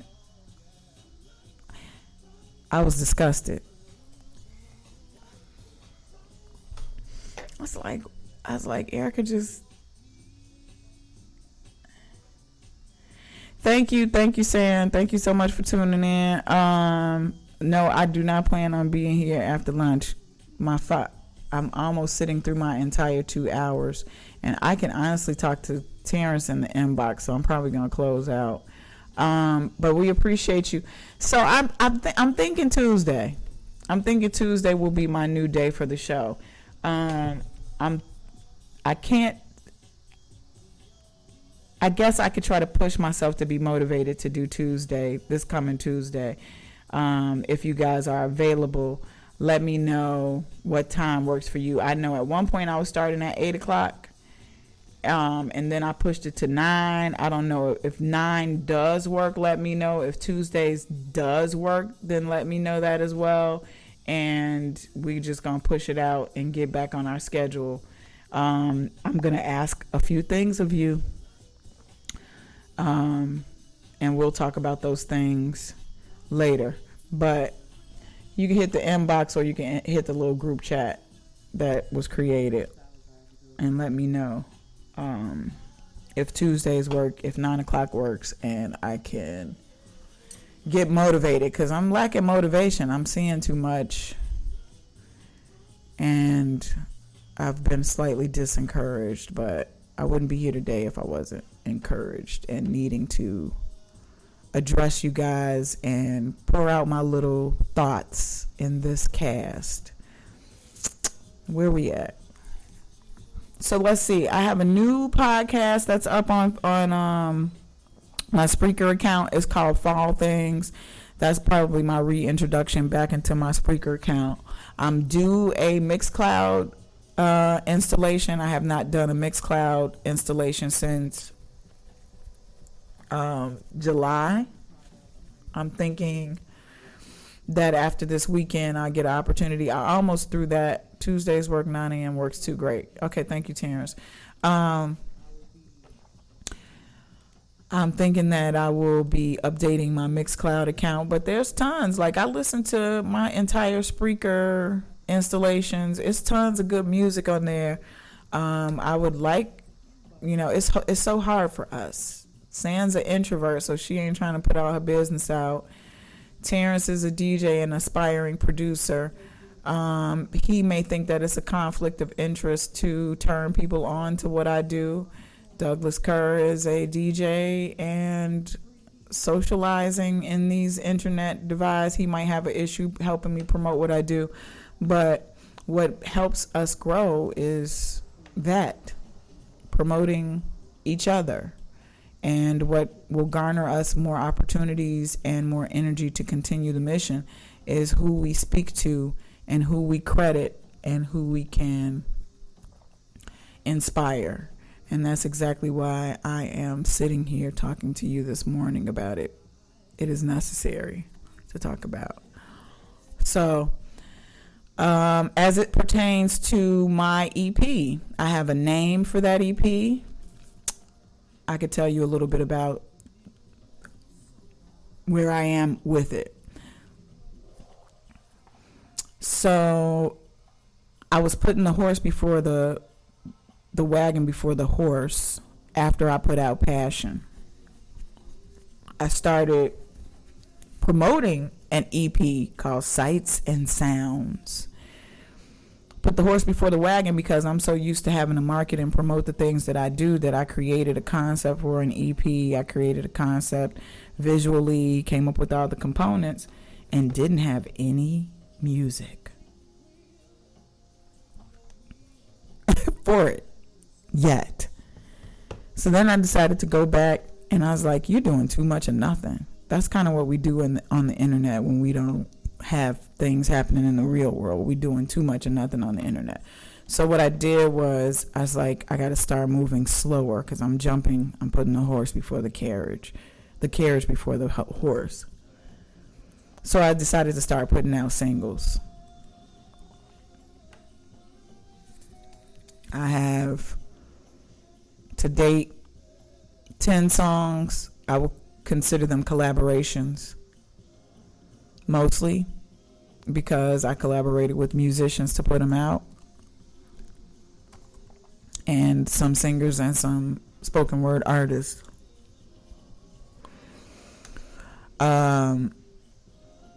So what I did in May was the exact opposite. I was like, we're just gonna work on a bunch of tunes. We're just gonna record the tunes, and then I'm gonna start putting out these tunes. So, and of course, they're live showing a bit of that process. Now, So I was in the car the other day, it was more than the other day, but I was in the car and I was like, you got like 1, 2, 3, 4, 5, 6. You got a good almost 6, 7 songs that you've been working on for the last 3 months, 4 months. And then it went, dum, dum, you need to put out an EP. And I was like, I got nervous. I was like, oh, I'm in single mode. I just put out a song here, here, here. And the goal was to put out 1 song a month. But all the material that I've been working on, based on all these drums that I've collected and based on the energy of the musician that I'm working with, I could linger and drop a song every month for the next 7 months, and that would be the same. But now I'm in this mode where I'm like, okay, it's an EP, so now I got to sit and consider how I want to package it, how I want to tell the story and the narrative, so it's becoming a bigger thing. In addition to all the other projects that I have working, this is the mission. So I have working titles for all of those tunes. I have, over the course of the last couple months, come across some videographers who will be aiding me in capturing imaging for these tunes. I'm going to release a mixtape video, and I'm going to release this EP, and I'm really excited about it, and I'm super nervous, and I'm not going to release the name or the title of the EP. I'm not going to release the name of the tracks. All you need to know is that I have Self Black on keys. I don't even know Self Black's real name. I have Junius Paul on bass guitar. I have a song with Tiabe Tiffany Bledsoe that I wrote, and she's singing. And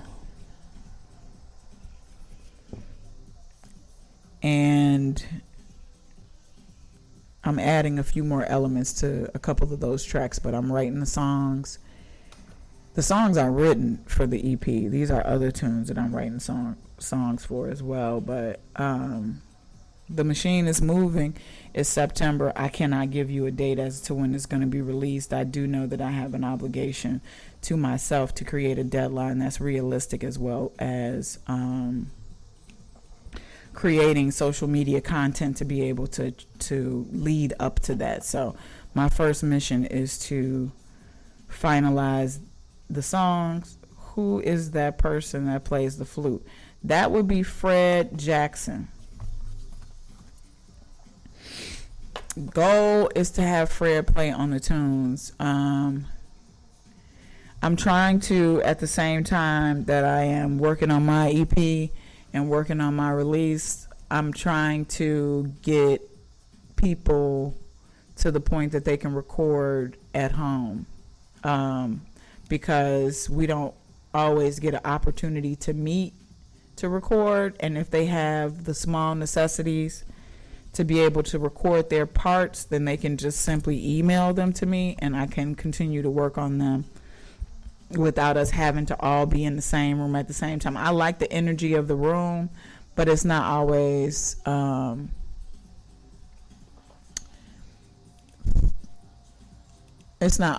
most convenient thing.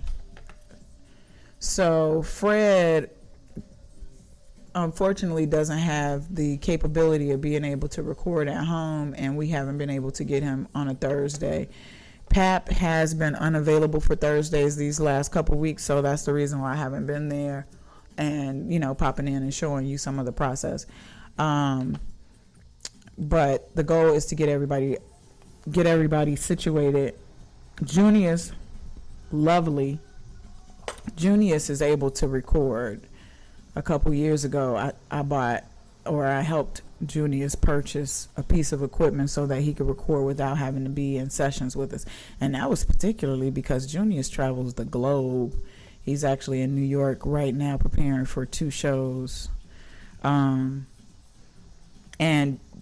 Junius pops up and hits my inbox with lovely bass lines, and it just, Junius does it for me. He just does. So Junius is equipped and able to do that. I'm trying, my goal is to get everybody else to do the same thing. The temperature must be up because I am sneezing. It seems like the seems like we're having some kind of allergy situation that's happening right now. So my throat is itching and my nose is itching. I'm feeling kind of weird. But anyway, that's neither here nor there in the grand scheme of things. I'm rambling. I'm going to ramble for the next, until I get tired, and then I'm getting out of here because I got to get energized and inspired for some other things that I need to take care of. But nonetheless, so Fred Jackson is the flute player. Fred Jackson actually plays the saxophone as well. Fred can play a little keys too when he's motivated. Fred is a Jedi, and you need to I think Fred has an album coming out soon. So we're trying to get Fred in the studio at some point soon so he can record some parts to some of the songs. I'm actually thinking about adding a little live guitar. I need to have a conversation with a Jedi here in Chicago who plays like Santana. Not that I want Santana's sound, but he's an excellent guitarist, and he may be playing on a tune that I'm working on. I'm really excited about this one tune. I'm excited about all of them differently, but I'm excited about this one tune that I'm working on, and when you hear it, you'll know exactly what's different about everything that I've been working on for the last 4 months.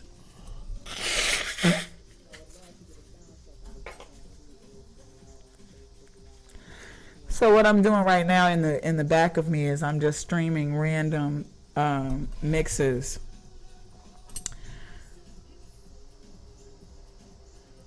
I could.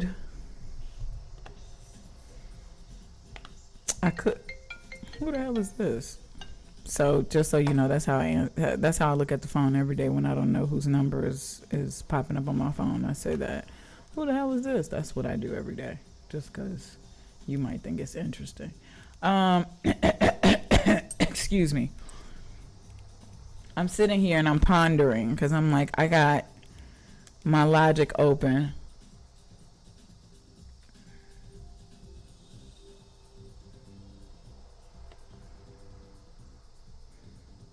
And I could give you a sample of one of my tunes that I'm currently working on. If you follow any of my live streams, you might have heard it already.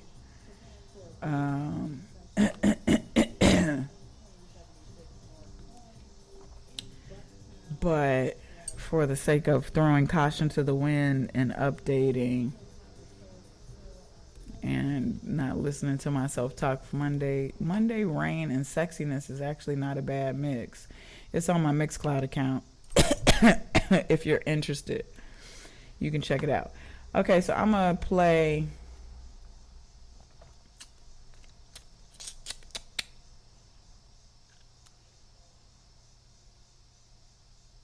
a smidget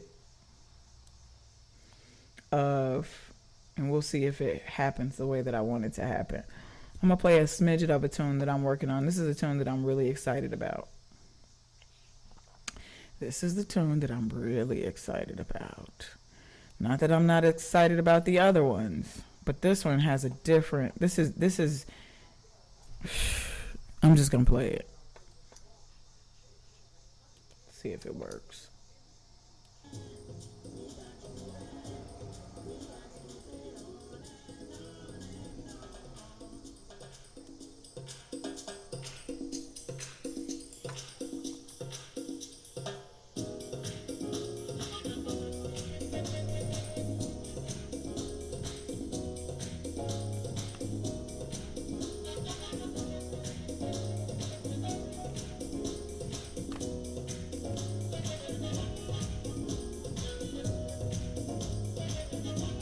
It's a little crunchy sounding because my master is all the way up. That's weird.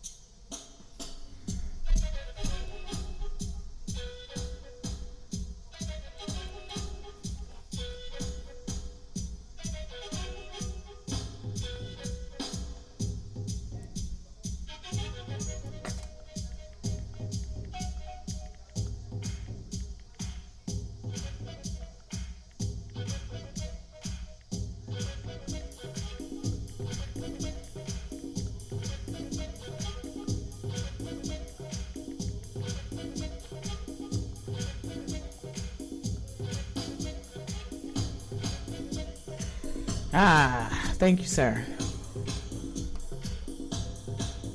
So that is a simulated flute that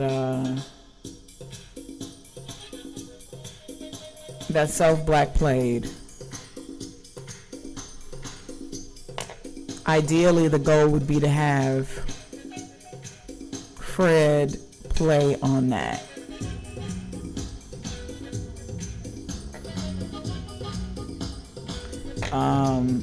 And this isn't this song is no pressure, but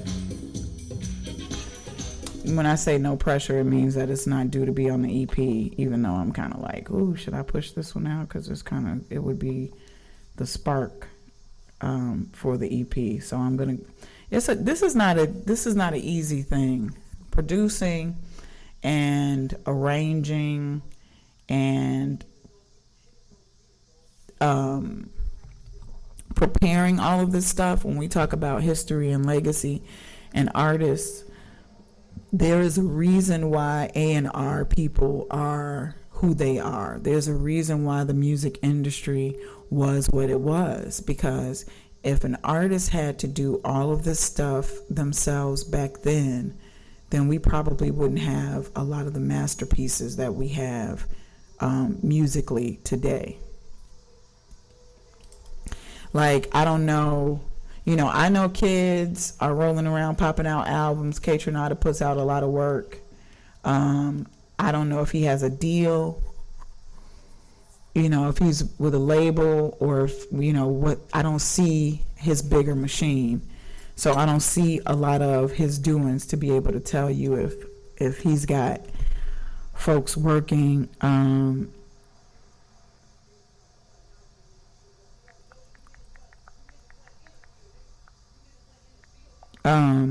He's got somebody working with him to put out his stuff and package it and things of that nature. I'm not certain if he has any of those things involved. I know Kaytranada puts out a lot of dope tunes. But as for me, I'm a one-woman band in a lot of ways. I have to envision all of this stuff. I have to promote all of it. I have to make the parts that I make. I have to organize the musicians. I have to, I would like to, in a dream world, I would like to be able to pay a bunch of people and have them commit to my projects. That might be a very sterile environment. But in order to get things out in a timely manner and to be strategic and to be able to be consistent about putting things out, you have to have other people involved. This is not the work for the weak or faint at heart. It's not. If you if you are more business minded, and I consider myself to be more business minded than I've ever been, but you cannot do both things effectively. This is the reason why people end up with record companies and deals, so that they can focus on the one thing that they really want to do, and they can hand it off and have other people do the things that they're not as strong at or they don't have the time to do. If you have an obligation because it's your work and this is how you eat and live, then you got to definitely figure out how to continue. It's a lot of musicians who are independent artists who I'm thinking about right now, like Amel LaRue. And it's like, she puts out her own music. It's why we haven't heard from her in, 5 years? She's got a bunch of other projects that she's dealing with. I know she has a hair care line. She got a kid. She got a husband. If you're doing all these things yourself, you probably gonna struggle with putting everything out. But it's the burden and a blessing, because you don't have people standing over you telling you to, things to do that you may not agree with. Like, oh, you cute. I bet you if you put your little boobs up a little more, if you, put some makeup on or do this and do that, then you could probably sell more albums. Or, if you, stop singing about spirituality and God and struggle, then, you probably could have a hit and things of that nature. So to drive the narrative further, I'm looking at Amel LaRue's page right now, and her last insert was September 4th. And then she had one April 22nd. Then she had one February the 2nd and January the 1st and November 25th. So my understanding, based on her lack of current presence, is one of two things.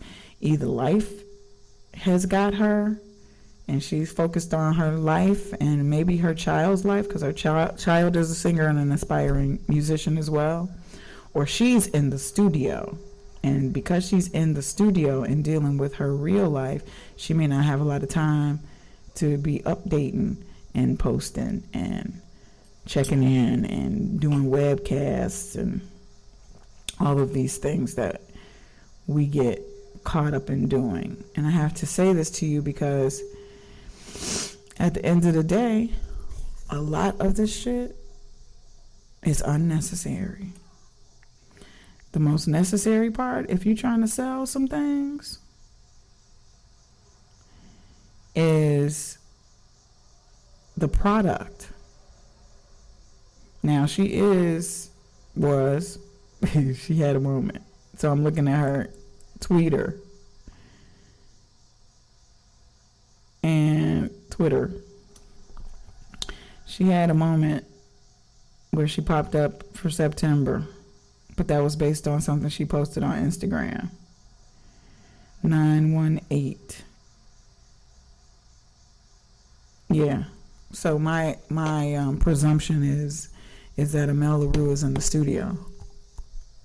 And if she's really in the studio and she's really trying to get her album pushed out and trying to get everything the way that she wants it, she ain't got time to be taking no photos and pictures and shit. And that's really what ends up happening when you're true to your art and you're true to what you do. You sacrifice. So she's a Pisces. She's probably like, I ain't have time. I don't have anything to say. I got to do this work. And until I do this work, after the project comes out, then I'll get back online and get to talking. Not before. And that's honestly what has inspired me for the last 5 months mostly. Like, I haven't extracted myself entirely because I have to promote my other endeavors, my DJ stuff, but as it pertains to my music my original music is part of the reason why I've been mostly watching and not saying anything. Because I'm like, I don't really have much to talk about, but I'll have everything to talk about once this EP drops.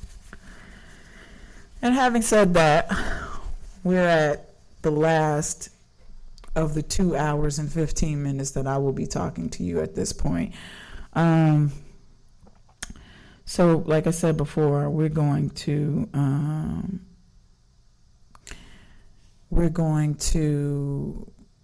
reconvene for Morning Love starting. I'm nervous about saying starting Tuesday because I don't know what my weekend is going to be like. So I don't know if that's realistic, but I'm going to try to push it to start again. And like I said, my hope is that you will tune in and share the fact that we convene, that we'll be convening on Tuesdays. The other thing that I'm considering doing is, and I'd like to, whoever hears this casting, I have found a way to be able to put out vinyl, and it requires, it's kind of like a crowdfunding. So if you haven't heard any of my current tunes that are on the market, then if you'd like to take a listen to them, you most certainly can find them on YouTube for free. You can listen to them on Spotify for free. If you just want to sample them, they are available on TrackSource and iTunes and Google Play and Amazon. And let me know which of those tunes are your favorites. Because if they're your favorites, then you might consider purchasing them on vinyl. If I make the determination as to which tunes I like, they may not be the ones that you like, which means that you won't purchase them. But if you decide, the hope is that you will purchase them because you're involved. And so, like I said, I found a way to be able to this kind of crowdfunding, but there's a site that allows you to put your music on vinyl and people can pre-purchase it, and once you meet your goal, depending on how many pieces you're putting out, once everyone has paid for them, then they will ship them and send them to you. And so because of this, that's what I'm considering doing. And I think it's a good challenge for me based on the other projects. My Calling All Ancestors project has been put back once again based on some technical difficulties I'm having on my end. But this will parlay itself into the space where I have to address crowdfunding for the Calling All Ancestors project. And if you want to, we can reassociate crowdfunding with prepaying. You're just prepaying for it. You're paying in advance. You'll get a copy of the vinyl once everybody else pays for it. So the goal is going to be community based in the fact that it's like, you should get it. You love When We Met, she putting it out on vinyl. If you want to support it, then this is the link. Pay for your copy and tell everybody. That's how this is going to work for this particular project. Because I've released some vinyl for promotions. I have not done a full run yet. I'm due a full run. I'm looking for those components to be able to do a full run. I don't have them yet. And so in order for me to get them, I need to look at the options and make that happen. But I've had a few people pop up and say, I want it on vinyl. You don't have no vinyl. You're not getting vinyl. This is how we're going to address that quickly. So I am going to be shooting out an email to my Cosmic Kisses list for that. If you are on that list, then you will receive an email and that email will ask you which of my tunes is your favorite. And I will ask you to respond so that I can determine which 2 tunes are going to go on that 12-inch or 45. And that will be how we fix that. Digital download. Artwork supported. Artwork submitting support. And vinyl mastering will be done in our studios. So that's how it works. Okay, so I'm actually on the site right now checking it out. So anyway, that's what's up with Fathom DJ. You can find me in your World Wide Web sphere at findingfathomdj.com. You can find me on Instagram, Twitter, Facebook, LinkedIn, Google Play, iTunes, TrackSource, Beatport, Juno.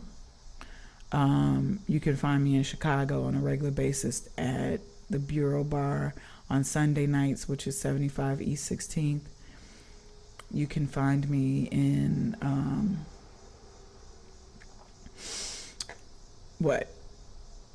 Tantrum Saturday nights, 1023 South State in the South Loop. You can find me at Renaissance bi-weekly, and that is 4641 South King Drive. And this week you can find me at the Hyde Park Bank Building at 3 o'clock for a festival called Fall Forward Fest here in Chicago. You can email me at fathom@fathomdj.com and hit my inbox at any of those particular social media sites. Once again, we are going to reconvene for Morning Love, and that is going to happen Tuesdays at 9 a.m. And the goal is to do it this coming Tuesday, which means I don't really have to get overly prepared. But I definitely know, based on me listening to what I've done before, that we could kick it up a notch. So that's what our goal is going to be for Morning Love. I think if I have to, before we go, because I'm a numbers chick and I'm dissecting a bunch of shit, if I have to make you aware of my most popular castings, I got a lot of listens for the Josh Milan and Friends installation, which was May 10th. There, from a creative standpoint, I know exactly what I did that got those listens. It was a popular event. He is a popular musician and producer and DJ. More popular than Stevie Wonder, per these listens. I don't want to be, of course, I gave a signed copy of Passion to Marsha, DJ Marsha. I don't know if you know who DJ Marsha Carr is, but DJ Marsha Carr is a very popular DJ in London. And I sent her a copy of Passion and Friday Night Africa a couple weeks ago. So we'll see here's a creative process. So what would have to happen is, because I haven't done this particular crowdfunding for this vinyl, what I could do is do the crowdfunding situation and get everybody involved, and then do a release party and have everybody bring their vinyl. Because I'm thinking if you pay for it on the site, then it's going to be sent directly to you, just like the t-shirt sites that are done crowdfunding that I've done before. You pay for the stuff, then they're going to send it directly to you, and you would have to bring it to me for me to sign it. Of course, I could throw my logo on it and it would be signed, because my signature is my logo. It's one of my logos. But for me to actually do that, we would have to meet. And, there's an opportunity to create an event around that. I'm not opposed to it. I just got to get my wheels turning about it. And I'm not encouraged. I'm not encouraged about much of this. I'm encouraged by my music and the creation of my music. I am not encouraged. This is not good. I'm going to tell you these are part of the reasons that I get depressed and I get dark about my spaces.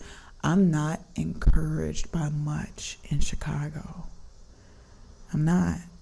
I have a few people who I like, who keep me motivated, I don't have a lot of people around me who aspire to do the things that I do. I have the Lord, which is everything and all that I need always. But I don't have a lot of physical people at this point who are aspiring to do what I do, who get me, who get my work, who get my desires, who get my struggles, and who ride for me. And that's where a lot of my battle lies. And it's not like I need people all the time, because that would be ridiculous. But I'm looking around and I'm just kind of in my corner by myself most of the time, with the exception of a few people. But even those few people are having challenges. So I don't have a lot of folks in my corner that are encouraging and inspiring me to even push further. And because of that, it kind of bothers me. Like, I can talk to people about it. Oh, wow, so what you doing? You putting out an album? Yeah, I'm putting out an album. Oh, that's really exciting. The end.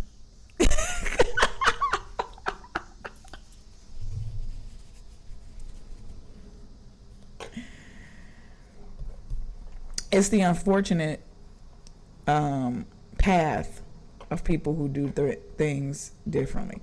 Yes, I have been around producers and musicians. Some of them, but they aren't, no one is expecting them to stop what they're doing to encourage you. But there would have to be, I'm the exception to that rule. There has to be somebody who's going to check in on Terrence and say, what's up with your project? I have someone who does that occasionally. My bigger brother, DJ INC, does that. He's helping me distribute electronically. He's like, so when your next single coming out? 3 weeks ago. And I was like, oh, I'm putting out an EP. Oh, okay, cool. Let me know what you need. That kind of stuff. But as it pertains to everyday shit, I don't have anybody knocking on my door every day going, you finished with your project? What you doing with your project? You finished with your project? How's that going? I wouldn't want that. But I have faith that after I put out these 3 tunes, because it's really like 3 tunes, 3 full tunes, and 3 full tunes and an intro and an exit. When I put out these 3 tunes with this intro and this exit, it will register differently. And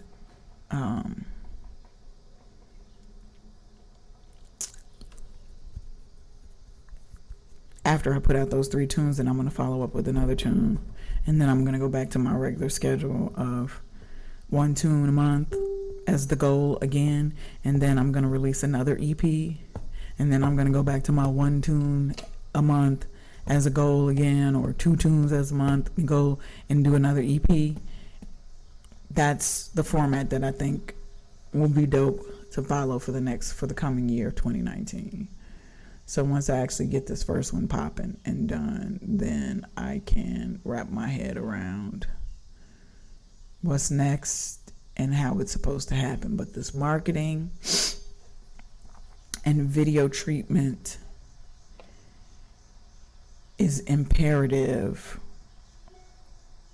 almost painfully more important than the actual work.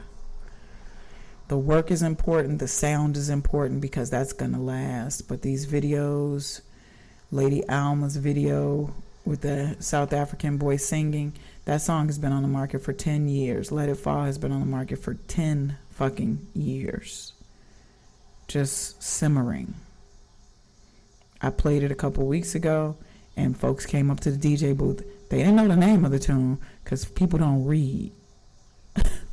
They also don't research. But came up to the DJ booth and they were like, "Oh, this is that song that the African was singing in the video." And I chuckled. I was like, wow. They don't even know the damn name. But they do remember that video. And they remember how that South African conveyed the spirit and energy of her song. And that's why that song went viral. So there's encouragement in that, because of the fact that somebody popped it out. And somebody expanded how it looked in social media to the point that it got attention paid to it. Now, my first thought was, how many Africans do I need to hire to sing? And that's my business swag, but it has to be natural. It should be natural. And that was a natural occurrence for a tune. Now, Lady Alma is in the studio and she's preparing for more music, and you know, she's on Instagram, and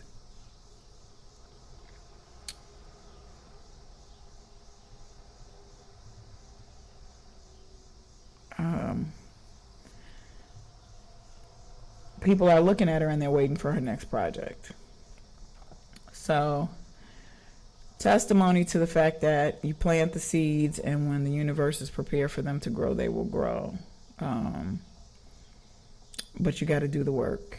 And so that's where I'm going to make my exit at this 26 minutes. So once again, Find and Fathom DJ in your worldwide webosphere. We will be returning to the desks for Morning Love starting on Tuesday at 9 o'clock. I am praying that my spirit is up, praying that you'll be available and interested in engaging with me as we continue this. What will be a 3-hour journey, a musical journey, and consistent for the following. Let's see, we did Tuesday, and well, we did Thursday. We started in January basically, and we went all the way to May, so that's 5 months. The goal will be to start at the end of September, October, November, December, January, February, March, April, May. If we can be consistent, if everything goes well, and we can be consistent for 9 months straight, every Tuesday,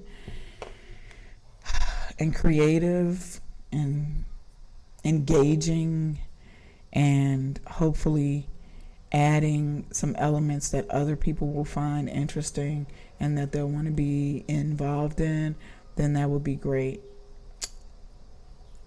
That's the goal. Morning Love, Fathom DJ live and direct via Spreaker. I am wishing you the best day you can imagine. I'm sending cosmic kisses to you and yours. I have talked for 2 hours and 35 minutes, and I am bidding you adieu until I see you on Tuesday. pray for me that I get through this end of the week without many casualties as it pertains to my events and the energy that I have to deal with in order to continue, because I have a bunch of things that have changed in terms of how I'm working right now. So I am challenged, but I am a Jedi, and that is what Jedis do. Cosmic kisses and well wishes to your day and the rest of your week. Space.